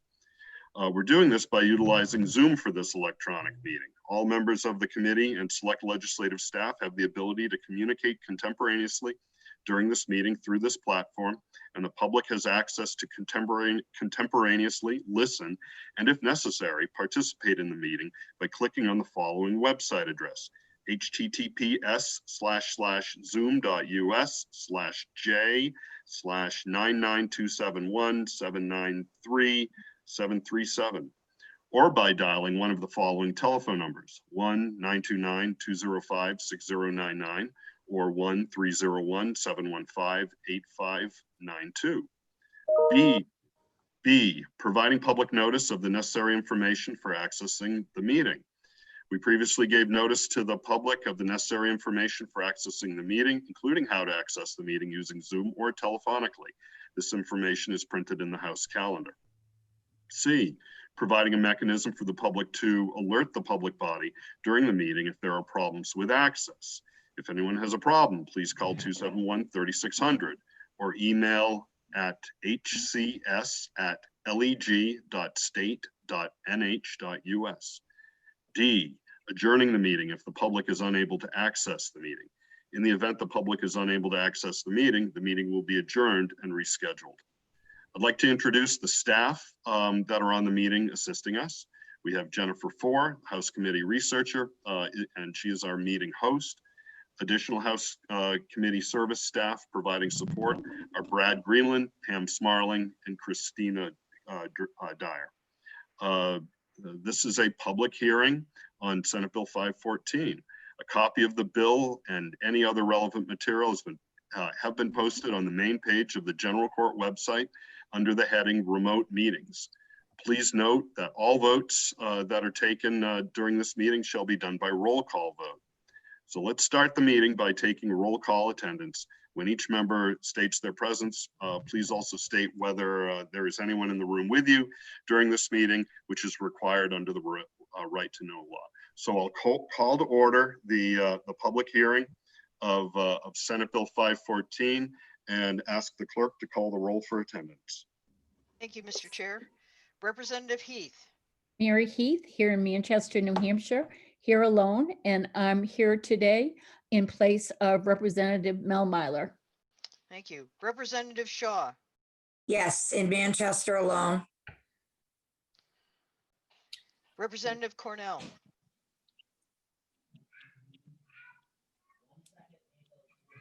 Representative Cornell. Yes, in Manchester alone. Thank you. Representative Ford. Yes, I'm here in Easton alone and representing Representative Dave Dougherty. Thank you. Representative Lay. Yes, Tamara Lay. I'm here in Northampton, and I'm alone with the exception of the two minor children under my supervision. Representative Tanner is here from Sunapee, New Hampshire, and I am alone. Representative Ellison. Present, I'm alone here in Concord, New Hampshire. Thank you. Representative Mullen. I am here alone in Bedford, New Hampshire. Representative Reel. Here alone in Goffstown, New Hampshire. Representative Alone. Here in West Epping on Blake Road with my wife. Okay. Representative Woodcock. I am here in Center Conway, New Hampshire, and my wife is present in the room. Thank you. Representative Ladd. Here alone in my house in Haverhill, New Hampshire. Representative Cordelli. I'm here alone in my home office in Tuftonboro. Representative Elliott. Here in Salem, New Hampshire. I'm alone in the room now. Okay. Representative Alexander. I'm here in Goffstown and my roommate is in and out of the room. Representative Wolf. I am here in New London, New Hampshire, and I will be leaving shortly because we have a 3 o'clock commitment. Representative Allard. I am here in Pittsfield alone. Representative Forsythe's absent. Representative Lekis. I am here alone in Hudson, New Hampshire, sitting in my car underneath a cell tower since my internet went out. Good for you. Chairman Luno.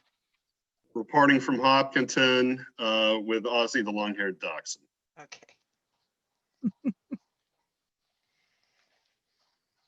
So thank you very much, Representative Tanner. I would like to, are we all set with tech, Jen? I believe so, yep. Okay, terrific. With that, I would like to invite Senator Deach to join us to introduce Senate Bill 514. Hello. Senator, good afternoon. Thank you for joining us, and welcome to virtual House Education Committee. Well, it's good to meet you all, my compatriots on the other side. It's good. I have only met a few of you, so it's good to see you. I am Senator Jean Deach from Senate District 9, which includes 14 towns from Bedford all the way almost over to the Vermont border. And I am Vice Chair of Senate Education and Workforce. I'm a member of JLCAR. I've spent much of my career in educational media and as a market consultant and a manufacturer for the educational software and media publishing industry. I have 2 children who've attended both public and private schools. I've served on the Commonwealth School Board, and I have a master's in public policy from Harvard Kennedy. So we're here today to talk about SB 514. You've heard all the whys and wherefore of the reasons that we are putting forward SB 514 today. I have to say I'm disappointed to hear that some people seem to think they've made up their mind even before we present on the bill and have decided that they're going to write the minority report. And it seems that the person who was assigned to write the minority report is actually leaving the meeting. So I'm a little disappointed that we're not going to, have a real hearing here, and I hope that we will. Well, no, Senator, I don't mean to interrupt you, but we always have real hearings in House Education. And also, I do want to point out that I believe Representative Ladd was not the one that said he needed to leave the meeting early. So you do have our full attention. Thank you. No, I thought he assigned Representative Cordelli, who I thought said. No, and Representative Cordelli, I don't believe is leaving the meeting. That was somebody else. Okay. Thank you. And I didn't mean to impugn anyone. I misheard what was going on. So we've put together this new bill because our understanding of the legislative intent of 435 was that the rules would said that the Board of Education would create rules for districts to approve alternative programs, not that it would take over the approval of the program and force them on the district. To me, that was the simple difference that may not have come out in the previous hearing. But at any point, we have put together legislation in SB 514 that is not about whether schools offer alternative programs, or even whether the state school board offers alternative programs and approves them. It is only about whether districts are required to accept the specific alternative programs that the school board approves. We've had a lot of talk about ELOs and how wonderful they are. I know public schools are very eager to offer ELOs. Some of the schools can't afford the extra staff that are necessary to offer them. And if you had heard from the head of the ELO, that person might have said that most schools would love to offer ELOs if they had the money to do so. And I thought that the parent who came forward and spoke about why don't we use the money from the Learn Everywhere program to give the less able schools the ability to offer ELOs, that would be a more useful use of it, made a very good point. I think that what I bet people who are not from the educational industry background as I am may not understand is that the difference between the state-approved Learn Everywhere program and what goes on with an ELO at the public school. I was also on the Conval School Board. I don't know if I mentioned that.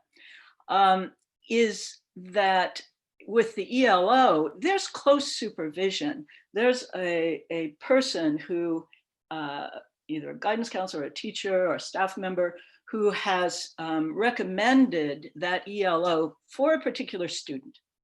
And as the student is in that program, whether it's learning to weld, or it's more of an industry outreach, there is someone who's watching and checking on that student and making sure that there's a good fit, going in and talking to the mentor at the industrial place or the teacher or whatever's going on outside of the school.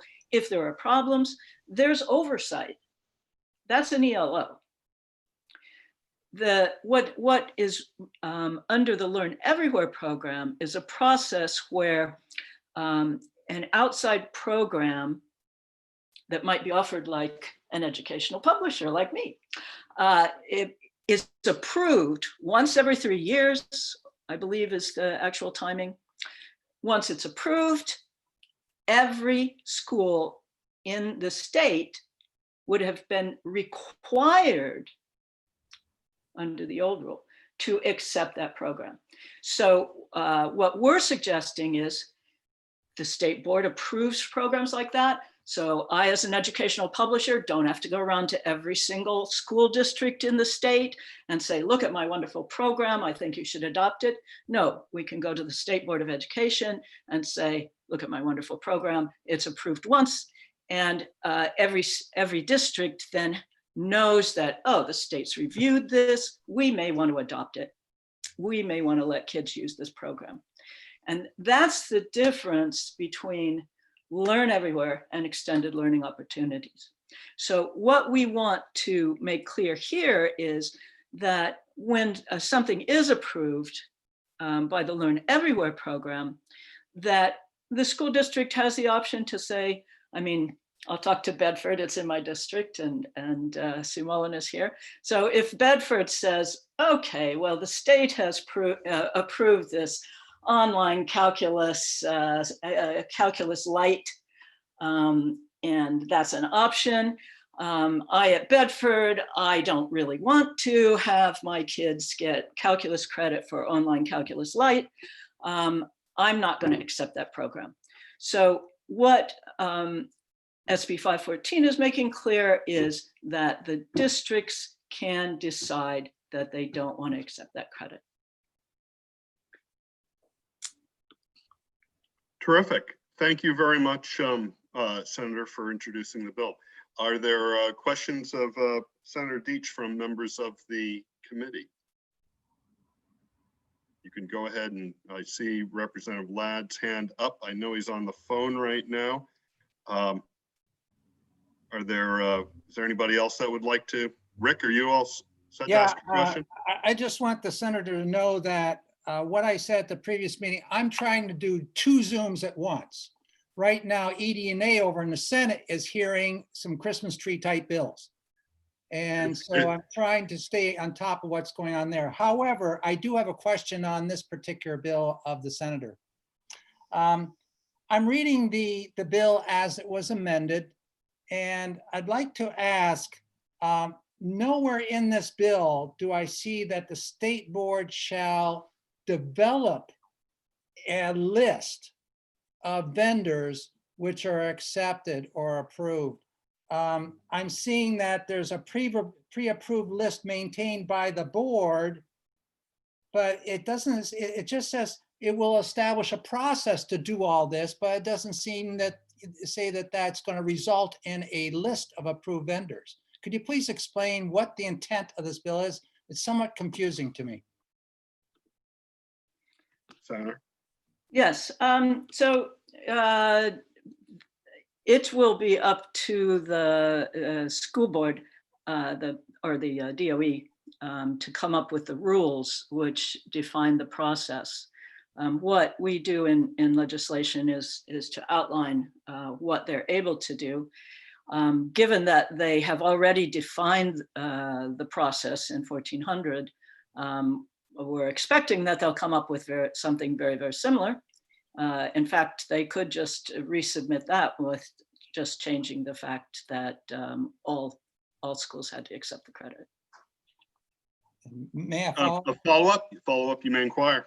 Thank you very much, Representative Luno and Senator. Within the bill, then I'm seeing the capability of the state board to develop rules that's being deleted. So I'm still really confused as far as what we're trying to do with this bill.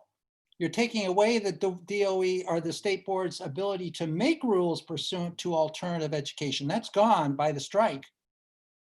But you just mentioned that there would be rules developed for what you're intending to do. When a board establishes a process, that involves rules. Rules are necessary. That is the way a board establishes a process, is by creating rules. Further questions for the senator? Representative Cordelli, I see you have your hand up. Yes, thank you. I wanted to ask about, well, first, thank you, Senator, for being here. And you mentioned Bedford High School, which is in your district. I see from the information provided by the Department of Education that 1% of eligible students at Bedford have actually received credits from their ELO program. And on the statewide basis, it's 2% have received credits. So do you think that this program is actually providing the resources to the students that are needed, and wouldn't the current program that has been proposed better provide for the needs of students in terms of other learning alternative programs? Well, the commissioner and I have had many long discussions on this topic, and I know he's very frustrated by the level of adoption of ELOs. But when I talk to teachers, when I talk to superintendents, what they tell me is that give us the money, we'll be happy to do it.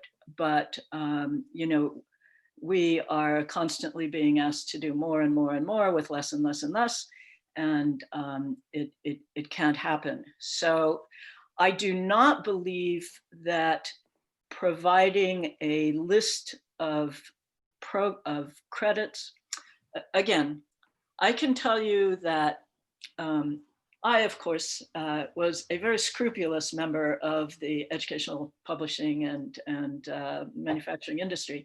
However, there are a lot of people who, of companies who would love to be able to directly sell their products and their services to parents who may opt for these things without understanding the real value and without understanding if they're right for their child and where they lead. I think you can look at the court records and see how many for-profit educational service companies have been taken to court successfully for providing this kind of directly sold learning products to parents and to students and to veterans. And I don't think we want that happening in New Hampshire.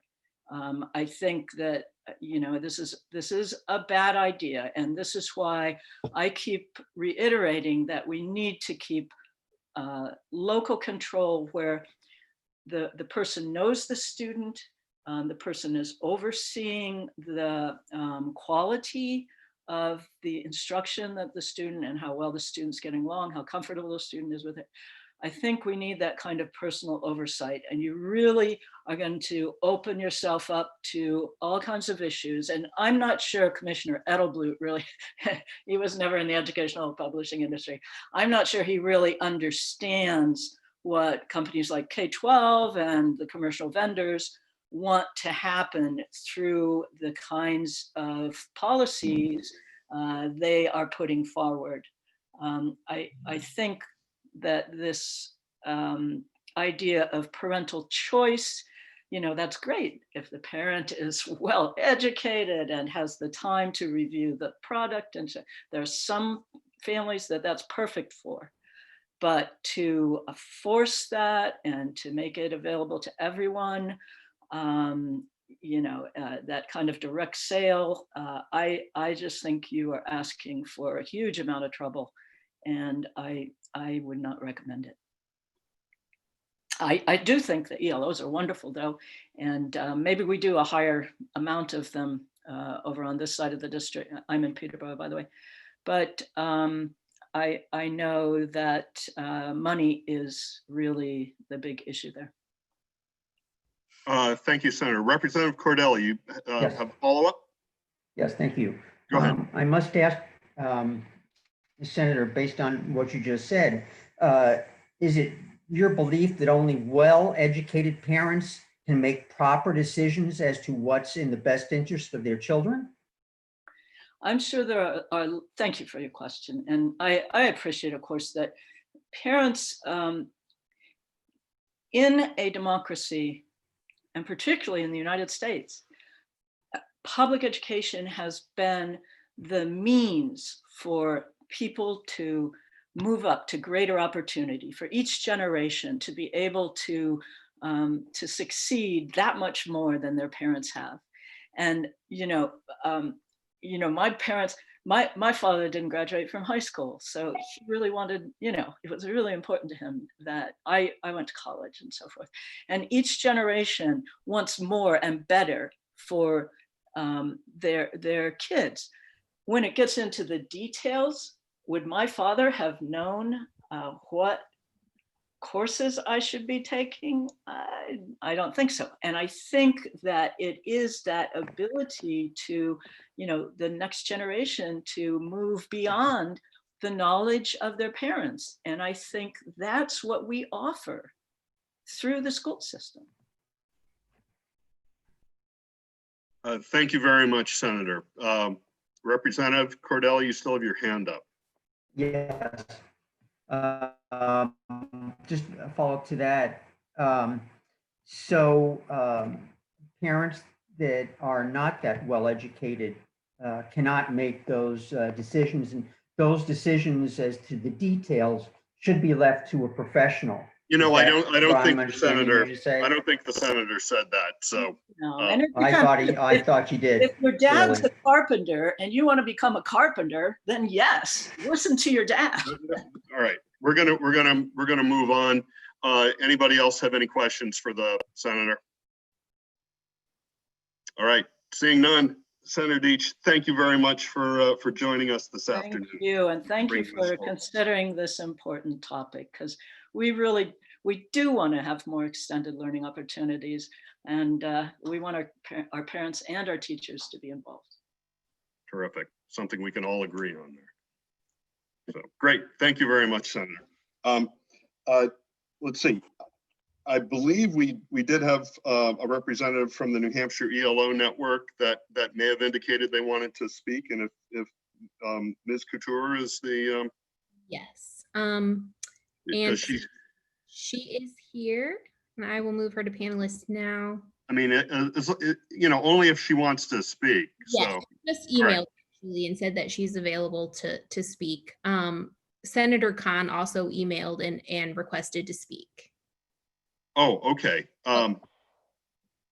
I'm happy to bring Senator Khan in. I don't want to hold senators up on this. Can we leave Senator Couture in there and bring Senator Khan in? We can.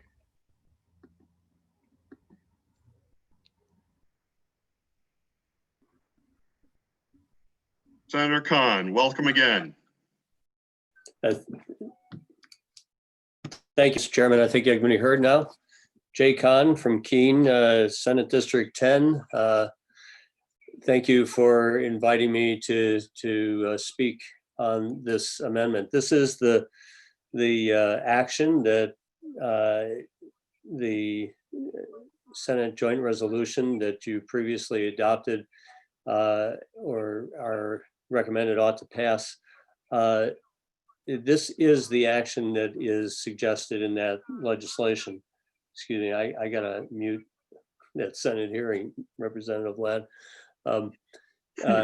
So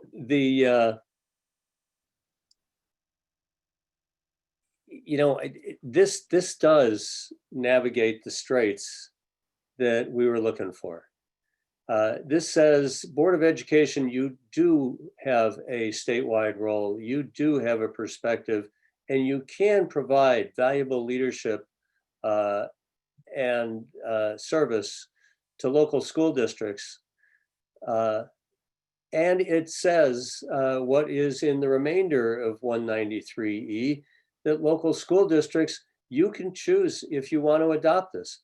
It does not mandate that a student presents a third of their credits from someplace else and that a school district has to take it, which is what the Learn Everywhere rules stated. You have no choice, school district. If a student has completed it, you must accept it. This navigates the straits. It says, Board of Education, there might be a statewide role. Local school district, you can preserve your local autonomy and determine if that's something. Now, what if you had students that took something like Senator Deach said, and they didn't do well with it? And that repeated itself several times. Local school district really ought to have the authority of saying, no, it's our determination, it didn't work well for us. The commissioner's own testimony on the Learn Everywhere was that, well, maybe we'll use this for gymnastics or music education. Well, you could imagine that a school district might have higher standards for a gym credit or a music course, or then another statewide provider of that. And not allow that, but that's the local school district's determination.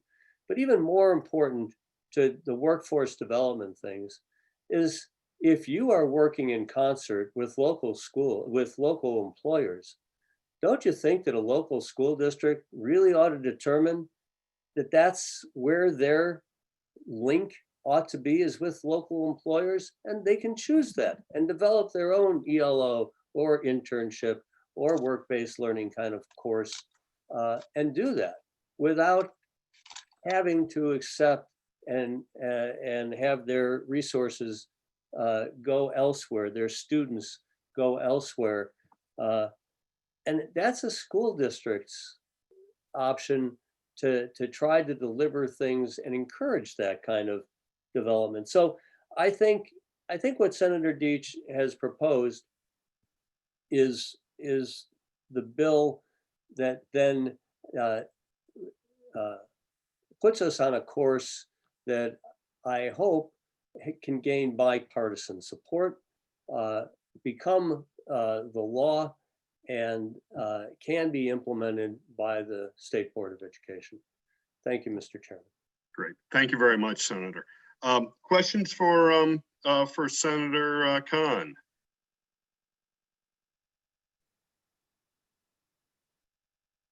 Going once, going twice. Senator, thank you very much for sharing your thoughts. Thank you, Mr. Chairman. Thank you.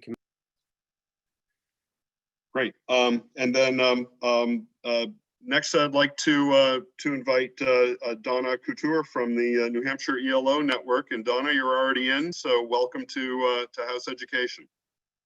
Thank you for having me. I sincerely apologize for my technical difficulties earlier in the meeting, but I'm happy to join now. And no need to apologize, and we moved through it. So Thank you. Thank you for your patience as well. Of course, and thank you for yours. I'd love to be able to, oh, and for the record, my name is Donna Couture, and I do represent the New Hampshire ELO Network as the former president. I worked with our current leadership team to draft our testimony today, so that was provided in writing. But I wanted to just step in and echo what Senator Khan and Senator Deitch had already testified to. We at the network wholeheartedly believe that the school has an important role to play in allowing students the flexibility and support to be successful in these work-based learning type activities, these alternative opportunities for students.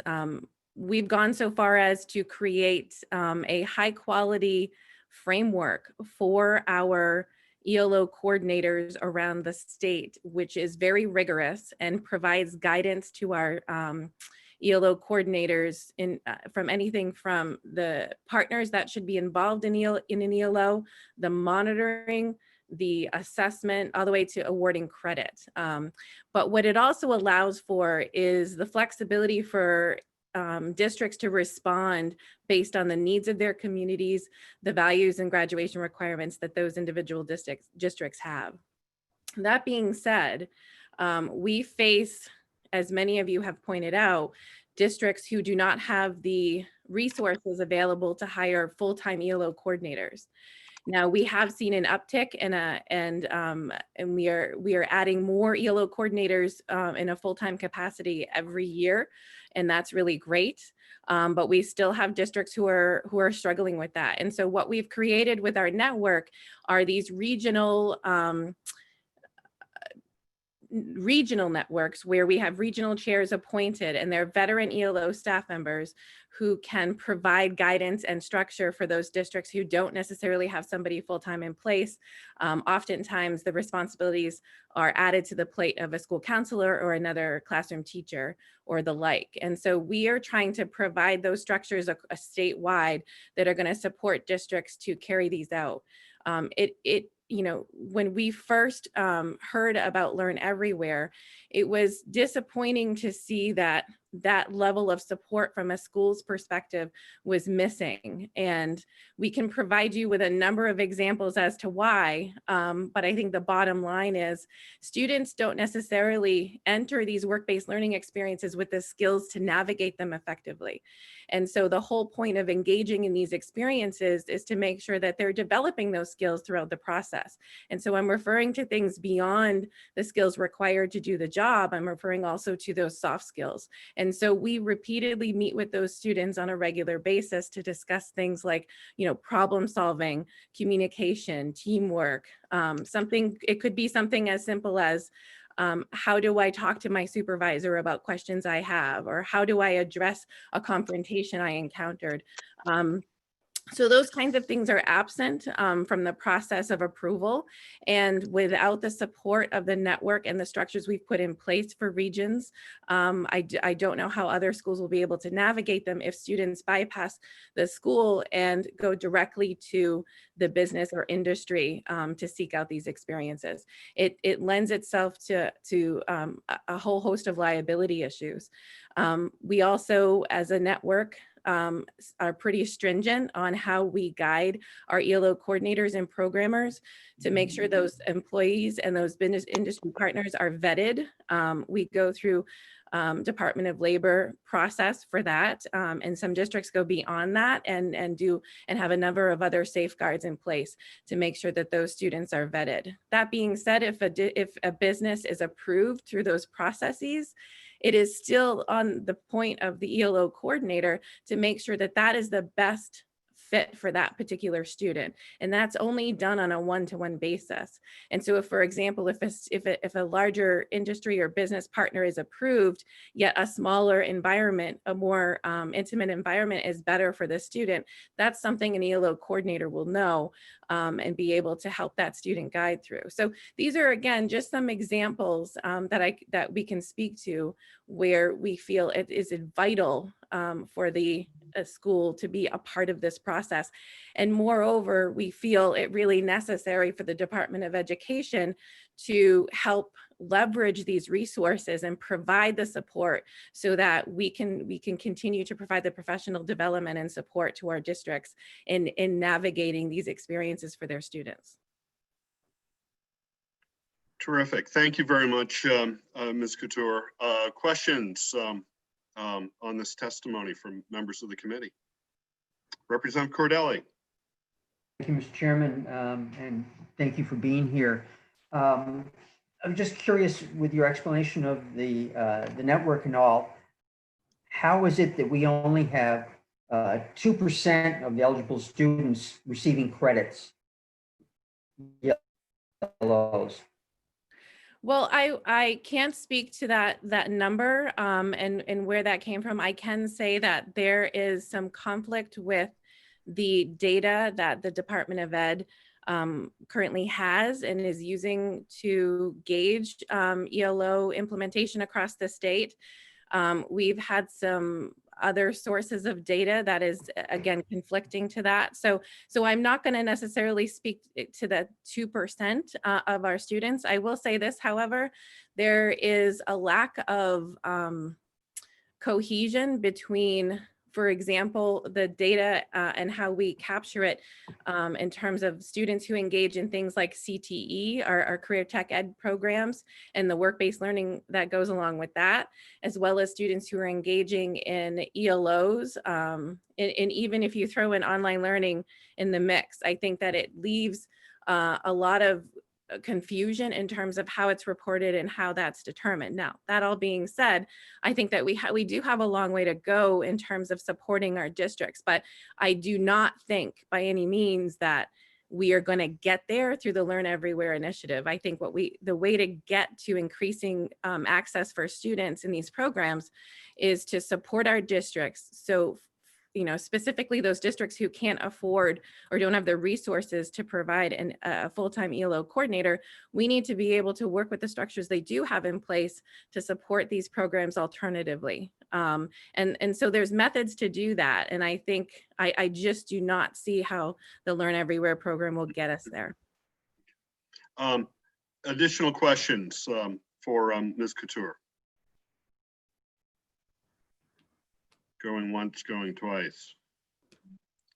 Thank you very much, Ms. Couture, for your testimony this afternoon, for your patience. Thank you very much for having me. Have a good afternoon. All right, you as well. Thank you. Jen, do we have anybody else?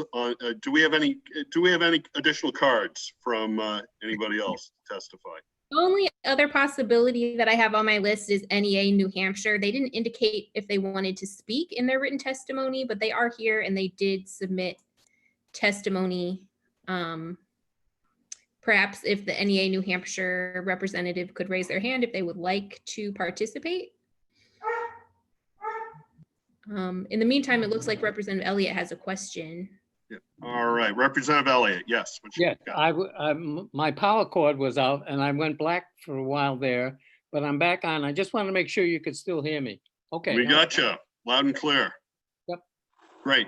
So what we're going to do next, having nobody else, no other red cards, we're going to close the public hearing on Senate Bill 514, and we're going to proceed into an exec session. So let me pull up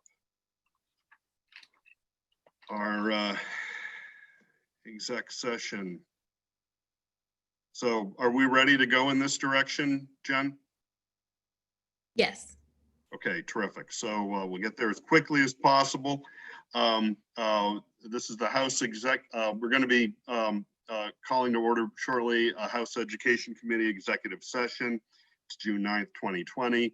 And as chair of the House Education Committee, I find that due to the state of emergency declared by the governor as a result of the COVID-19 pandemic, and in accordance with the governor's emergency order number 12, pursuant to executive order 2020-04, this public body is authorized to meet electronically. Please note that there is no physical location to observe and listen contemporaneously to this meeting, which was authorized pursuant to the governor's emergency order. However, in accordance with the emergency order, I am confirming that we are A, providing public access to the meeting by telephone with additional access possibilities by video or other electronic means. In fact, we're utilizing Zoom for this electronic meeting.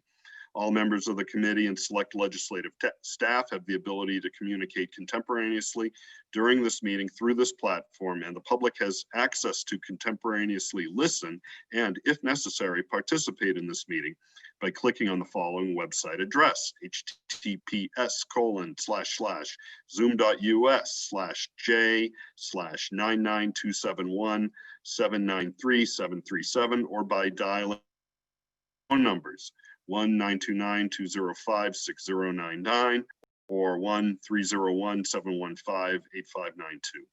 B, providing public notice of the necessary information for accessing this meeting. We previously gave notice of, to the public of the necessary information for accessing the meeting, including how to access the public meeting using Zoom or telephonically.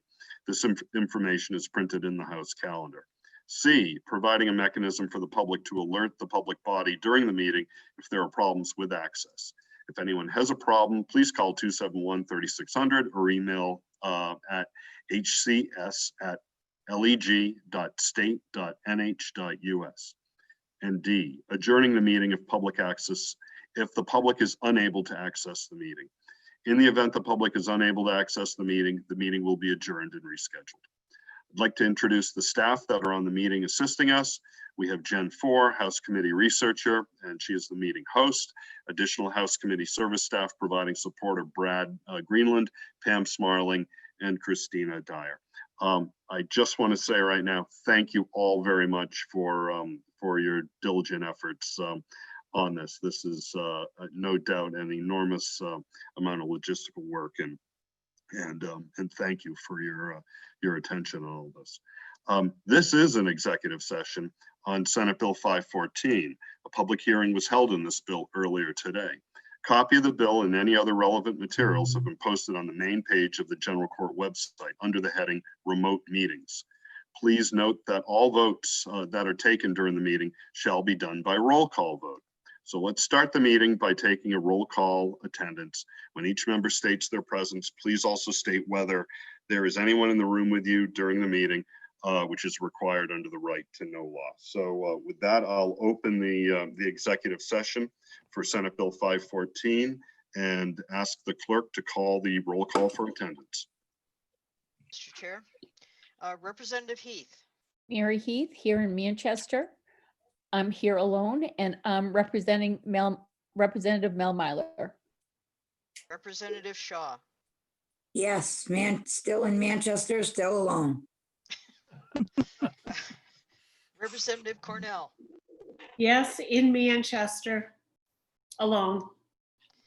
Representative Ford. And I'm in Easton, and I too am alone. Representative Legg. Yes, Tamara Lay from Northampton, here with my two children, and I apologize for the rooster now crowing in my neighbor's yard. Representative Tanner is here in Sunapee, New Hampshire, alone.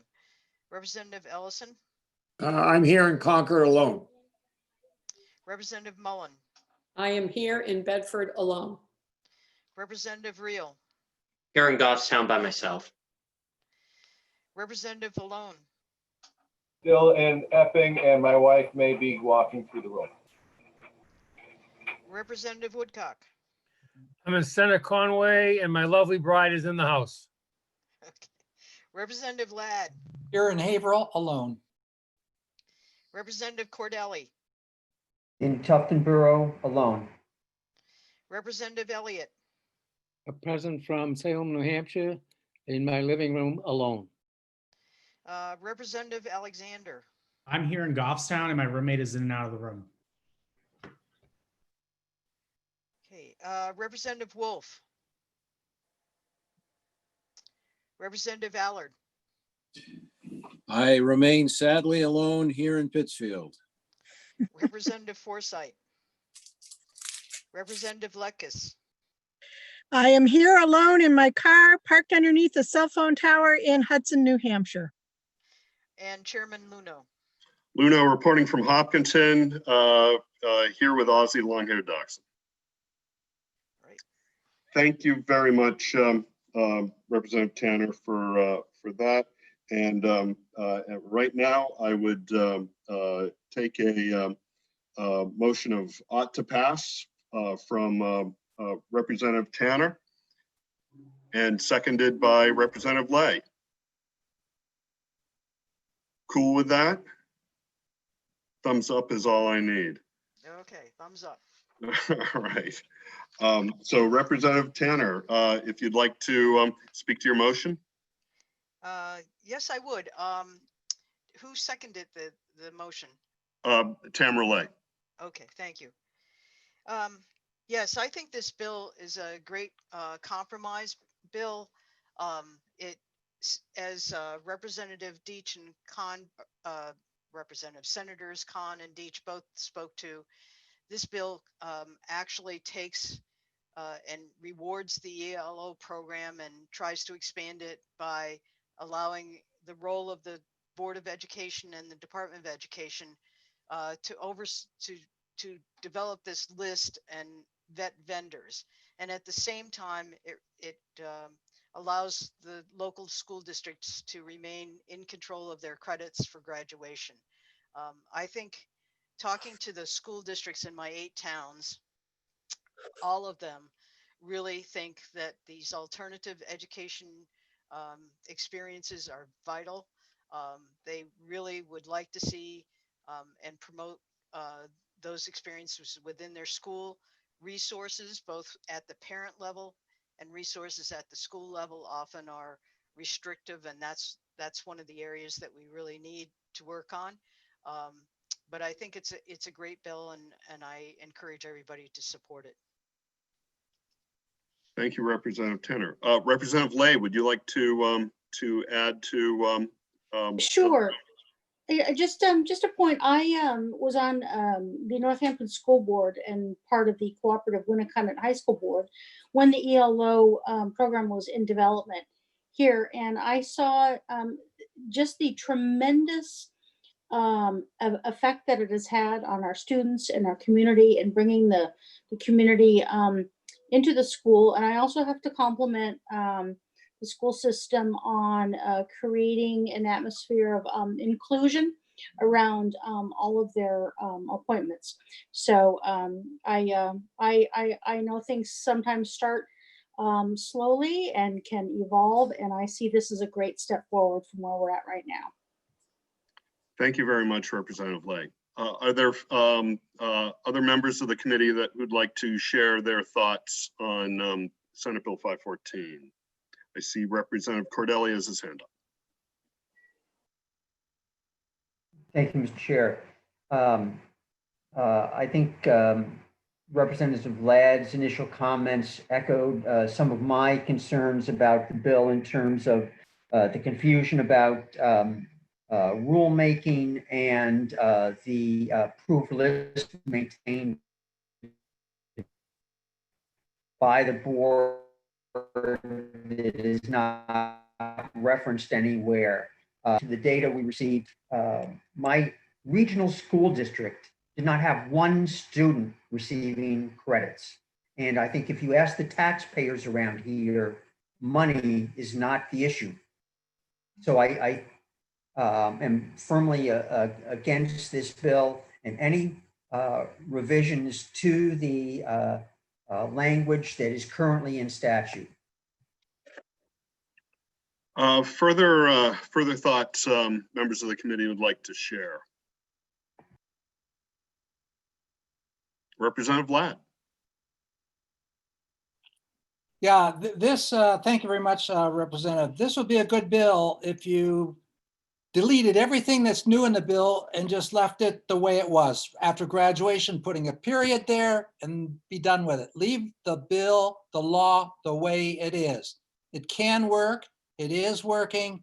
However, it just seems to be a turf battle between some that are in the schools right now and in those that, in allowing credit from other avenues, online, community work, all that should be accepted if in fact the students meet competencies. And, you know, we moved into this competency education, and quite frankly, over the last year, from the way we voted on several, I just wonder really if we truly believe in competencies.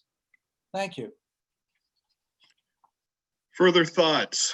Anybody would like to share prior to taking up the vote? Seeing none, then I will ask the clerk to call the roll call on the vote. The motion on the floor is an ought to pass on Senate Bill 514. Motion made by Representative Tanner, seconded by Representative Lay. Thank you, Mr. Chair. Representative Heath. Yes. Representative Heath votes yes. Representative Shaw. No. Representative Shaw votes no. Representative Cornell. Yes. Representative Cornell votes yes. Representative Ford. Vote yes. Representative Ford votes yes. Representative Lay. Yes.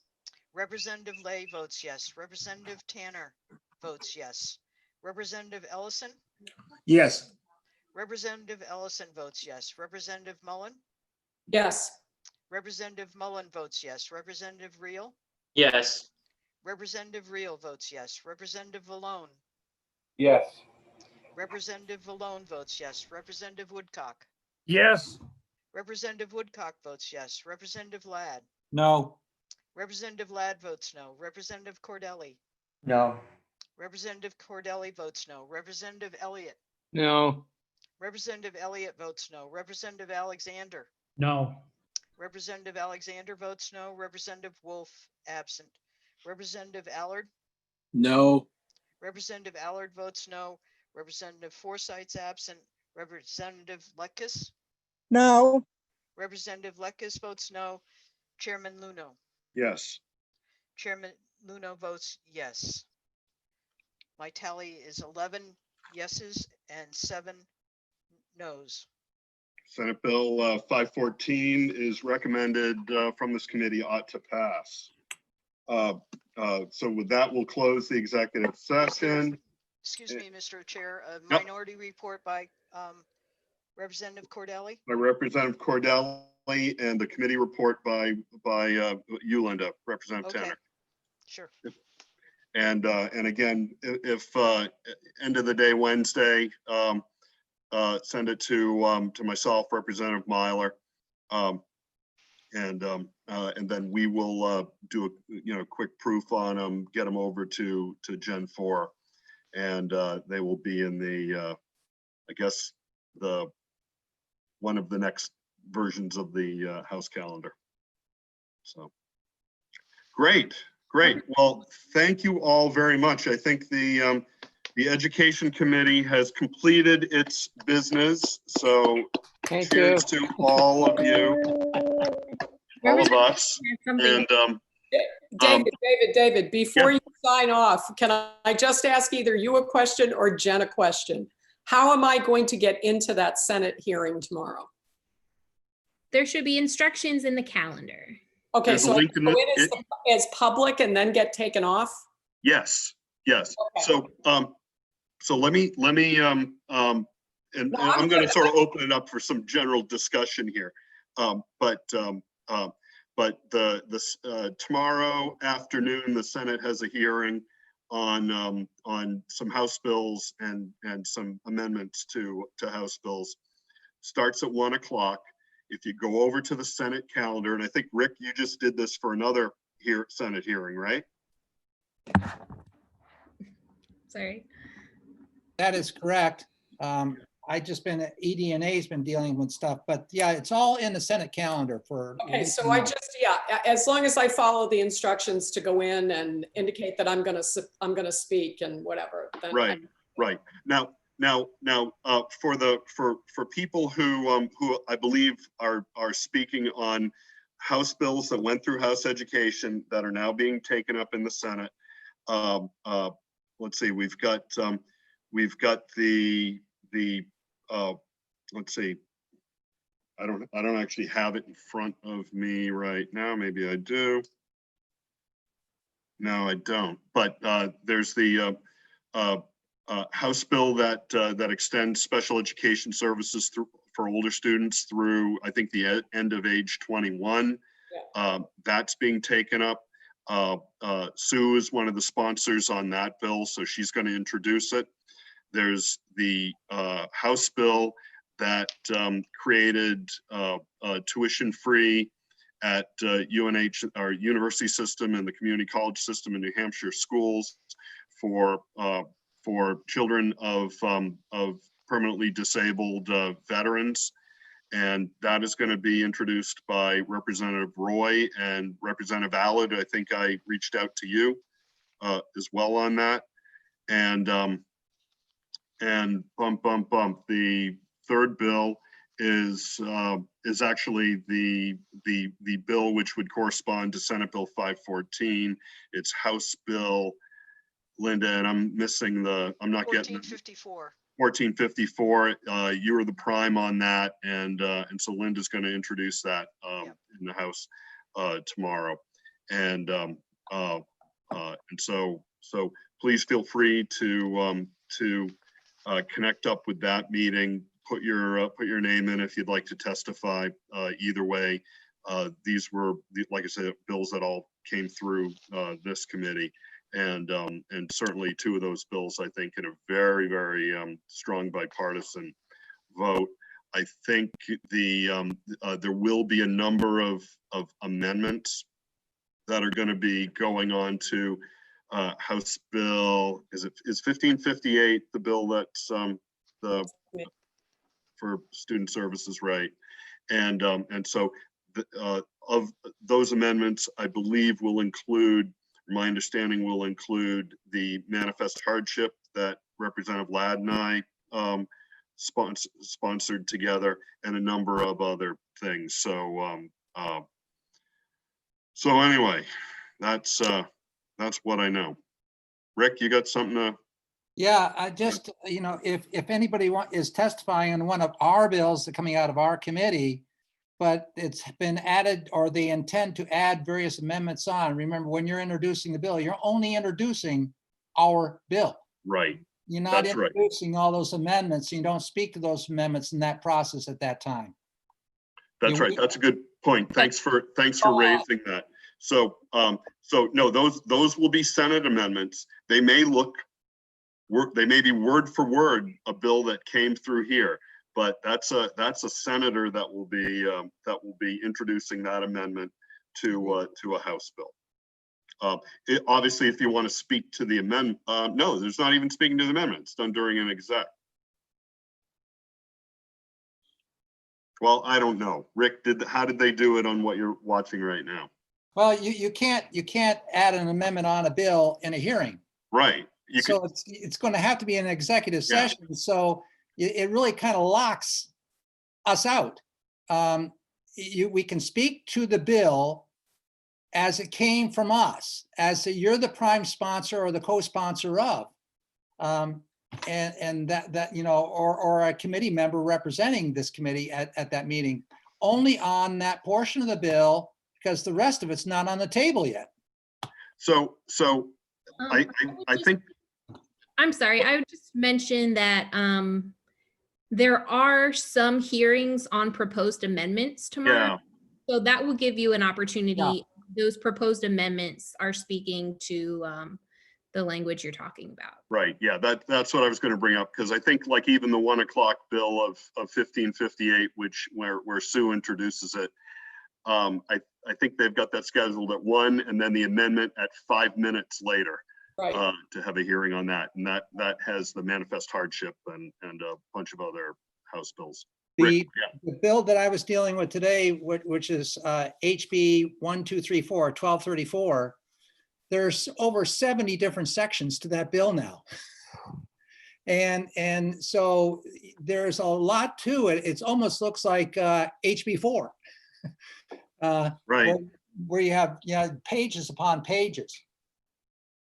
Yep. Anybody else have anything else for the good of the cause?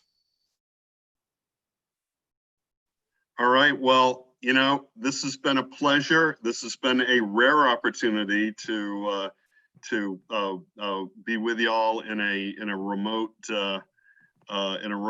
committee meeting, and I think we're one of the few committees that's even, you know, had some bills to meet remotely on. So this is I think a unique, special opportunity. I'm personally looking forward to Thursday, just to see people in person. So I wish you all well. Be healthy, particularly be healthy on Thursday, and look forward to seeing everybody at the Whitmore Center. Okay, Good. We good? we're good. All right. Cheers, everyone. Good Bye, job. everybody. All right. See you Thursday.